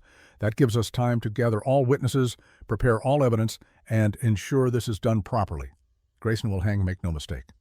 But he'll hang legally with full due process, so no one can ever claim this was frontier justice run amok." "What about Dutch Keller?" Will asked. "He escaped Devil's Backbone." "Already captured," Tom Brennan said from the doorway. "Territorial Marshal grabbed him trying to cross into New Mexico.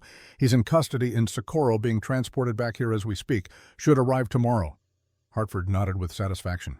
"Excellent. Keller will testify against Grayson to save his own neck, which gives us first-hand witness to the conspiracy. Between his testimony and everything else, we have enough evidence to convict Grayson 3 times over." The next 5 days passed in a blur of preparation. Sarah Chen organized witness coordination, ensuring everyone who had testimony would be present and prepared. Naomi practiced her statement with Hartford's guidance learning to present facts calmly, without letting emotion undermine credibility. Will spent hours with Harmon's confession and Grayson's written admission, cross-referencing details, building an ironclad timeline of criminal activity spanning 5 years. Emma stayed with Red Skywalker's camp during the preparations, playing with Apache children her age, learning songs and games that helped her process the trauma of kidnapping. Naomi visited twice daily, bringing food and stories, rebuilding the sense of safety that had been shattered. On the evening of October 29th, the night before the trial, Will found Naomi in Sarah's memorial garden behind the ranch house. She knelt among the herbs and flowers, pulling weeds that didn't really need pulling, keeping her hands busy while her mind churned. "Can't sleep?" he asked, settling onto the bench they'd placed there months ago. "Too many thoughts, too many memories." She sat back on her heels. "Tomorrow we face Grayson in court. We speak truth about what he's done. And then, if justice works the way it's supposed to, he hangs. It should feel like victory. Why doesn't it feel like victory? Because victory would be Sarah alive, your village standing, Keel never having betrayed anyone. This isn't victory. This is just ending the bleeding, making sure the wound doesn't keep getting deeper." Naomi moved to sit beside him, their shoulders touching in the gathering dusk. When this is over, when Grayson's dead and his men are scattered, what happens to us? We live, we raise Emma. We build something good from all this pain. He paused, gathering courage for words he'd been holding back. And maybe, if you're willing, we make it official. Marriage, partnership, family by choice, and law both. She turned to look at him, surprise and something else, something warm crossing her face. William Carter, is that a proposal? A terrible one. I know. I should do it properly with a ring and bent knee and pretty words. But Naomi, I don't have pretty words, I just have truth. I love you. Emma loves you. We want you as part of this family forever, not just as help or shelter, but as wife and mother and equal partner in everything. When Sarah asked you to find me, did you imagine it would lead here? No, I imagined a nanny, maybe a friend for Emma. I never imagined finding someone who'd stand beside me against tyranny, who'd fight like a warrior and love like a saint, who'd make me believe in second chances. He took her hand. Say yes, please. We've earned some happiness after all this suffering. Naomi considered this, her eyes soft, as she looked at their joined hands, at the garden growing around them, at the ranch house where Emma slept safe. Then she smiled, and it transformed her face from beautiful to radiant. Yes, I'll marry you, Will Carter. I'll be your wife and Emma's mother and partner in building whatever future we can make. But not yet. Not until Grayson faces justice. I won't start our new life while that evil still walks the earth. After the trial, then. After he hangs. After he hangs, she agreed. They kissed as the first stars emerged, a promise sealed under the same sky that had witnessed so much pain, now bearing witness to hope renewed. October 30th dawned clear and cold, the kind of autumn morning that hinted at winter waiting just over the horizon. The courthouse filled before sunrise, people claiming seats, packing the gallery until standing room became a luxury. Will recognized faces from the earlier community gathering, saw new faces too, people who'd suffered under Grayson's tyranny and wanted to see his fall. Grayson entered in chains flanked by guards, his expensive suit rumpled from days in a cell, his wounded hand bandaged but still visibly damaged. He looked diminished somehow, as if imprisonment had leached some essential arrogance from his bearing. But his eyes still held calculation, still searched for angles and leverage. Judge Hartford took his position at the bench, accompanied by the two territorial judges from Tucson who'd overseen the earlier inquiry. Their presence sent a message this trial had full territorial authority behind it, couldn't be dismissed as local prejudice or frontier excess. This court is in session, Hartford announced. Marcus Grayson, you stand accused of conspiracy to commit murder in the first-degree kidnapping, extortion, fraud, and numerous other crimes against the people of Arizona Territory. How do you plead? Grayson's lawyer, a Denver man who'd arrived the day before, stood quickly. Not guilty on all counts, Your Honor. My client maintains his innocence and claims these charges are fabricated by business rivals and racial antagonists. Then let's hear the evidence. Prosecution may begin. The territorial prosecutor, a sharp-featured man named Clayton, who'd traveled from Tucson specifically for this case, methodically built his case. First came Dr. Harmon's written confession, read aloud in the hushed courtroom. The details of Sarah Carter's poisoning the payments made the instructions given. When the reading finished, several women in the gallery were openly weeping. Next came witness testimony. Sarah Chen described years of extortion. Vasquez detailed cattle theft and murder. Martha Preston spoke of her husband's suspicious death. One by one, 15 people told their stories, creating a mosaic of systematic criminal enterprise that even Grayson's lawyer couldn't fully dismiss. Then it was Naomi's turn. She walked to the witness stand with her head high, wearing traditional Apache dress that Red Sky had given her, a deliberate statement that she represented not just herself, but her entire people. Emma sat in the front row with Tom Brennan, watching her mother with wide, serious eyes. Miss Whitehorse, Prosecutor Clayton began, please tell the court what you witnessed on September 15th at Black Creek Canyon. Naomi's voice carried clear and strong through the silent courtroom. She described tracking deer, hearing angry voices, witnessing John Miller's murder. She recounted every detail with the precision of someone who'd been trained from childhood to observe and remember, whose survival had always depended on noticing what others missed. And you're certain it was Colonel Grayson who fired the shot? Completely certain. I saw his face clearly, heard him speak, watched him shoot an unarmed man in the back, and then laugh about it with his foreman, Dutch Keller. Grayson's lawyer stood. Objection. This witness's Apache has no legal standing in territorial courts, and her testimony is worthless given her obvious bias against white landowners. The courtroom erupted, voices shouting in protest, people rising from their seats, chaos threatening to overwhelm Hartford's control. He brought his gavel down repeatedly until order grudgingly returned. "Counselor," Hartford said coldly, "in this territory, all witnesses have standing regardless of race or origin. And if you question Miss Whitehorse's credibility, perhaps you'd like to explain how she knew details of Miller's murder that weren't publicly known until we found his body exactly where she said it would be." The lawyer had no answer. Hartford continued. "Furthermore, given that this same woman saved a white settler's life 2 years ago at great personal risk, was kidnapped and assaulted on Grayson's orders and lost her entire village to violence orchestrated by the defendant, I'd say any bias she holds is entirely justified. Her testimony stands." "Continue, Mr. Clayton." Clayton walked Naomi through the rest of her account. The kidnapping, the attack on the ranch, Emma's rescue. When she finished, she looked directly at Grayson for the first time. "You took everything from me once," she said quietly. "My parents, my husband, my home. You tried to take it again. But this time we fought back. This time you lost." The trial continued through the afternoon. Dutch Keller testified from his cell via written deposition, detailing the conspiracy implicating Grayson in multiple murders, confirming Naomi's account of the Black Creek killing. The 2 wounded survivors of Devil's Backbone corroborated everything, hoping testimony would spare them the noose. Finally, Prosecutor Clayton presented Grayson's own written confession, obtained under duress, but still bearing his signature, still detailing crimes in his own hand. The defense tried to have it excluded, failed, watched it admitted into evidence over their strenuous objections. When all evidence was presented, all testimony heard, Judge Hartford consulted with his fellow judges for 30 minutes of whispered discussion. Then he returned his attention to the packed courtroom. "The evidence is overwhelming, the testimony credible. Marcus Grayson, this court finds you guilty on all charges. Guilty of conspiracy to commit murder in the death of Sarah Carter, guilty of murder in the first degree in the death of John Miller, guilty of kidnapping Emma Carter, guilty of the massacre at Canyon Day where 60 Apache souls perished, guilty of extortion, fraud, theft, and systematic corruption spanning 5 years." Hartford's voice grew harder. "You used wealth and influence to terrorize good people. You ordered murders as casually as most men order breakfast. You believed yourself above the law, untouchable due to money and connections. This court proves you wrong." He paused, letting silence build. "The sentence is death by hanging. Execution set for November 25th, 1886.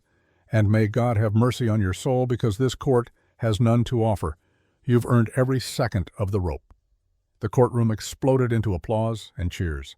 Grayson sat motionless, face pale, the reality of his fate finally penetrating his arrogance. His lawyer gathered papers with shaking hands, already calculating appeals that everyone knew would fail. Guards led Grayson away to the holding cells beneath the courthouse. Dutch Keller received 20 years hard labor at Yuma Territorial Prison. The 2 other survivors got 15 years each. Outside, as the November sun angled toward evening, the community gathered in spontaneous celebration. Not celebration of death, but celebration of justice, of ordinary people standing together and proving that truth could triumph over money, that courage could defeat tyranny. Sarah Chen appeared with baskets of food from her restaurant, declaring a feast in honor of the verdict. Red Sky Walker's warriors shared traditional Apache dishes. Wine and whiskey appeared from various sources, and someone produced a fiddle, and soon music filled the street while Prescott's citizens danced and laughed and felt safe for the first time in years. Will found Naomi on the courthouse steps, watching the celebration with Emma, dozing in her arms, worn out by the long day and its emotional intensity. "It's over," he said. "Really over this time." "Not quite." Naomi shifted Emma's weight gently. "Over when he hangs? Over when we're certain he can never hurt anyone again? Then we have 26 days to plan a wedding, because I'm not waiting any longer than that to make you my wife officially." She smiled, tired but genuine. 26 days. I can work with that." They stood together as the celebration swirled around them, as their community danced in the street, as the sun set on a day that would be remembered for generations in Arizona territory. The day ordinary people proved that justice was possible. The day a widow and a rancher and an old Apache chief and a restaurant owner and 50 others showed that standing together meant standing strong. Tomorrow would bring wedding plans and rebuilding lives. November 25th would bring an execution that closed a dark chapter. But tonight brought only this family-safe community united, and the certain knowledge that they'd faced evil, and won not through violence alone but through courage, testimony, and the simple refusal to let tyranny go unchallenged. Some stories end with villains defeated, some with heroes triumphant. This one ends with something more valuable, a community that learned it could stand up to power and win, that discovered its own strength through shared struggle. Grayson would hang. His men would rot in prison. The territory would heal. And on a ranch 20 miles north of Prescott, a family would build a future worthy of all who'd sacrificed to make it possible. The promise was kept, justice was served, and life beautiful and difficult and precious would continue. The 26 days between verdict and execution passed in a rhythm that felt both strange and right, like the world slowly remembering how to breathe after holding its breath too long. The ranch returned to its familiar routines, cattle needing tending, fences needing repair, the endless work of keeping a homestead alive in country that tested every decision. But now the work carried a different quality. No longer survival edged with fear, but building edged with hope. Will fixed the windows Grayson's men had shattered this time, installing stronger frames that would last decades. Naomi expanded Sarah's memorial garden, adding plants that Red Skywalker said would bloom in different seasons, ensuring color and life year-round. Emma helped with both projects, her 4-year-old hands more hindrance than help, but her enthusiasm infectious. The wedding was planned for November 20th, 5 days before Grayson's scheduled execution. Some thought the timing macabre, marrying so close to a hanging, but Will and Naomi understood the symbolism. They would celebrate life and commitment before witnessing death and justice. They would build their future before closing the door on the past. Sarah Chen took charge of preparations with the intensity of a general planning a campaign. She coordinated food decorations, invitations to what seemed like half the territory. Father Miguel agreed to perform the ceremony at Mission San Xavier, that beautiful white chapel, where cultures blended and faith took root in harsh soil. "You'll wear traditional Apache dress," Sarah declared one afternoon while taking Naomi's measurements, "but we incorporate some white traditions too. Veil perhaps. Flowers? Best of both worlds, yes." Naomi smiled at the restaurateur's enthusiasm. "Yes, both worlds. That feels right." Emma sat nearby, practicing her flower girl walk for the dozenth time, taking her duties with utmost seriousness. She'd asked to call Naomi Mama without the Nomi qualifier a few weeks after the trial, a shift that happened naturally as trauma faded and security deepened. "When you and Papa get married," Emma asked, "will I get a baby brother or sister?" Naomi and Sarah exchanged amused glances. "Perhaps someday, little one, if it's meant to be. I hope it's meant to be soon. I've been very lonely." The child's logic was unassailable, and both women laughed that easy laughter of people who'd survived darkness and earned the right to joy. November 20th arrived with crystalline clarity, the kind of perfect day that made believers out of skeptics. The mission glowed white against blue sky, its Baroque architecture a testament to faith persisting despite harsh surroundings. By mid-morning, people were arriving from across the territory. Ranchers and merchants, Apache warriors and Mexican families, the diverse community that had stood together against tyranny, now gathering to celebrate love. Will stood in a small room behind the altar, adjusting his borrowed suit for the dozenth time, his hands not quite steady. Tom Brennan watched with patient amusement.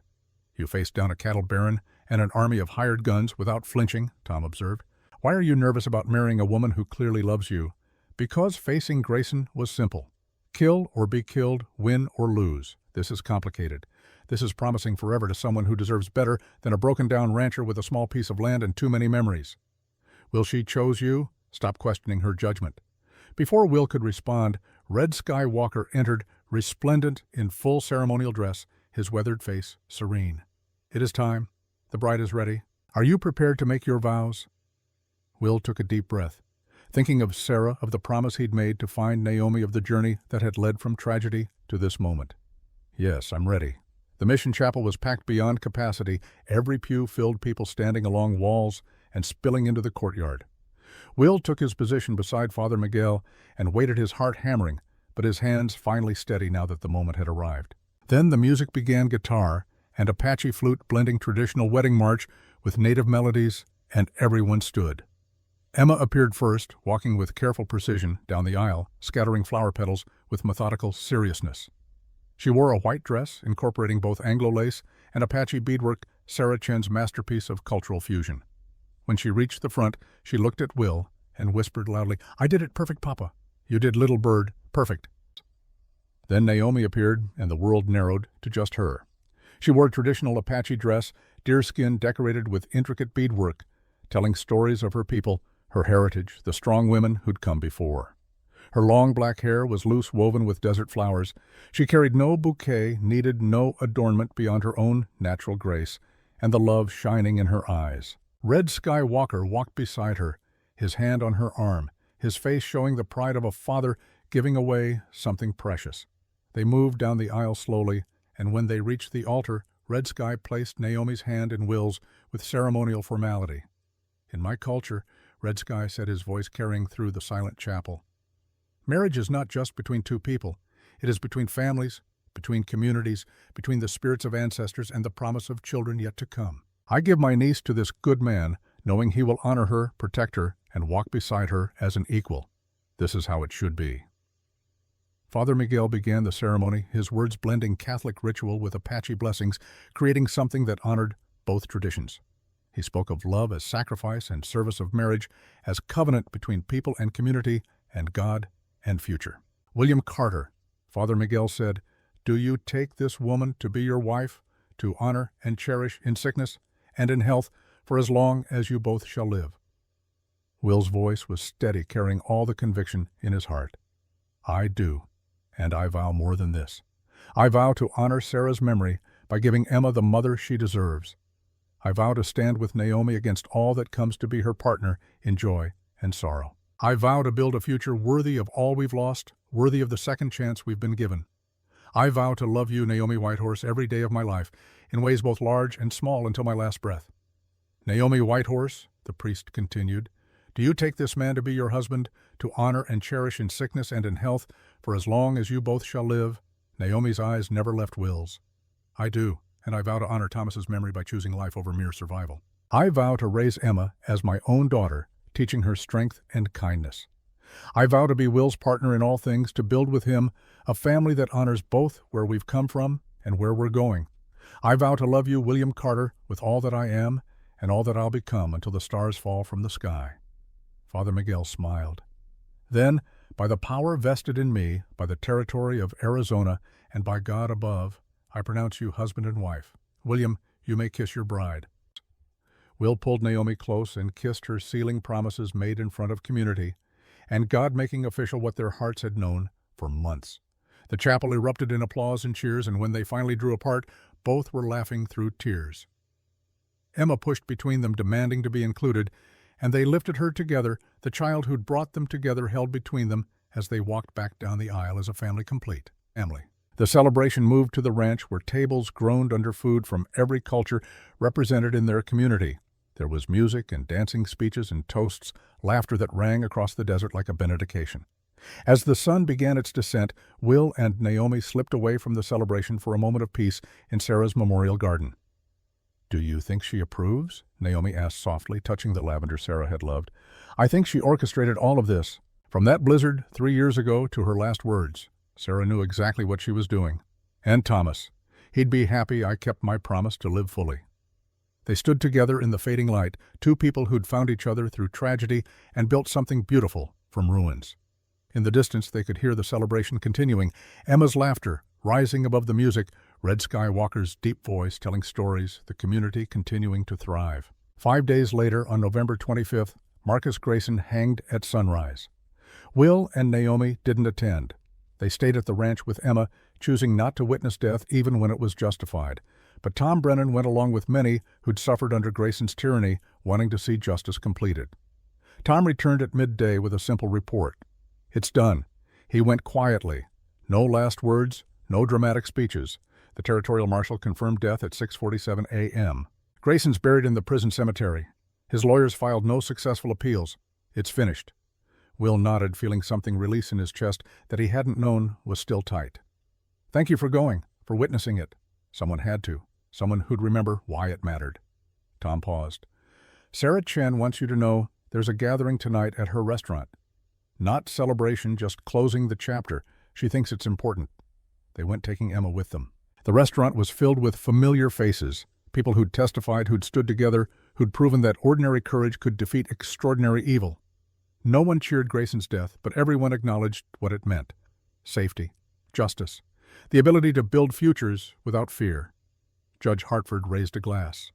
"To those we lost, to those who stood when others ran, to the understanding that law works when good people demand it work. And to Will Carter and Naomi Whitehorse, who started this fight and saw it through to the end. "Hear, hear," the crowd echoed. Winter settled over the territory gentler than usual, as if the land itself was taking a breath after years of tension. The ranch prospered quietly. Will sold the silver mining rights for enough money to secure Emma's future 10 times over, keeping the land itself, the home, the life they'd built.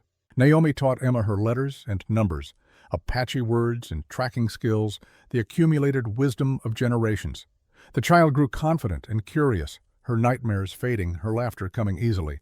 She would grow up knowing she'd been loved by 2 mothers and blessed by both.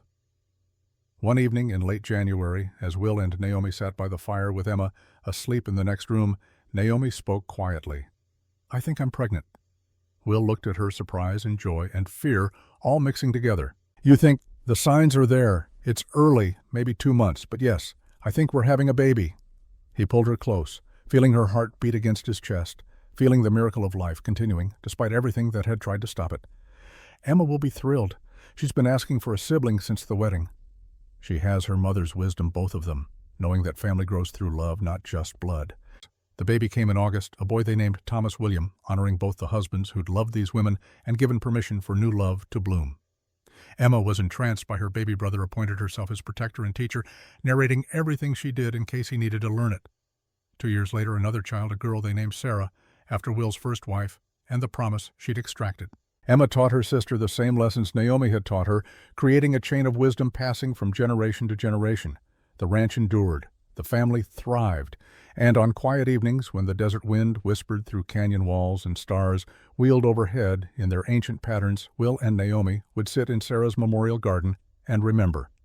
Remember those they'd lost. Remember the journey that had brought them together. Remember the community that had stood when it would have been easier to fall. Remember that love multiplies rather than divides, that healing is possible even after deepest loss, that promises kept can echo beyond death in ways both mysterious and profound.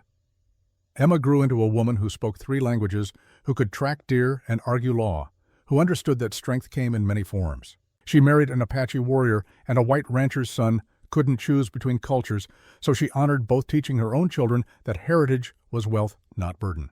Thomas became a lawyer, using his education to fight for justice the way his parents had, defending those who couldn't defend themselves. Sarah became a teacher, carrying forward Naomi's gift for patient instruction and cultural bridge building.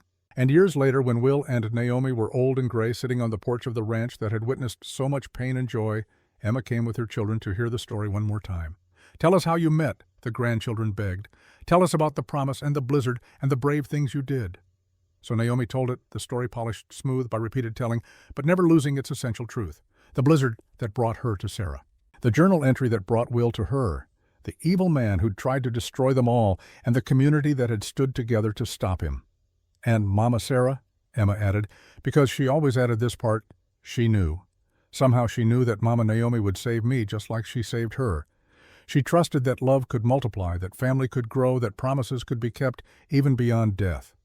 The grandchildren listened with wide eyes, absorbing the story that was their heritage, their foundation, the reason they existed. And when the tale was finished, they ran off to play, carrying the lessons without knowing they carried them the way all true wisdom is passed down. Will and Naomi sat together as the sun set, his hand in hers, her head on his shoulder, 2 people who'd survived the unsurvivable and built something beautiful from the ashes. "Any regrets?" Will asked quietly. "Only that Sarah and Thomas couldn't see this, couldn't know how their sacrifices bore fruit, couldn't meet their grandchildren. I think they know. I think they've always known. The desert bloomed around them, impossible flowers thriving in harsh soil proof, that life persists despite all attempts to crush it. The ranch stood solid, built by determination and defended by courage, maintained by love and hope. And somewhere in the starlight, perhaps Sarah Carter and Thomas Whitehorse and Kaylin Ashoba watched with satisfaction, knowing their sacrifices were not in vain, their love not forgotten, their legacy, living on in every laugh, every embrace, every moment of joy earned through sorrow survived. This is how we honor the dead, by living, by loving, by refusing to let loss have the final word, by keeping promises even when the one who asked is gone, by building families from choice as much as blood, by believing tomorrow can be better than yesterday. The promise was kept. The widow found home. The rancher found love. The daughter found mothers plural blessed by both. And the story that began with grief and desperation ended with hope and family, and the certain knowledge that, even in the darkest times, light finds a way through. The desert blooms, the ranch endures, the family thrives, the promise is kept. And in a garden where flowers grow in memory and hope, where two people who'd lost everything found everything that mattered, the story continues. Not an ending, a beginning, always a beginning. Forever a promise kept. The end.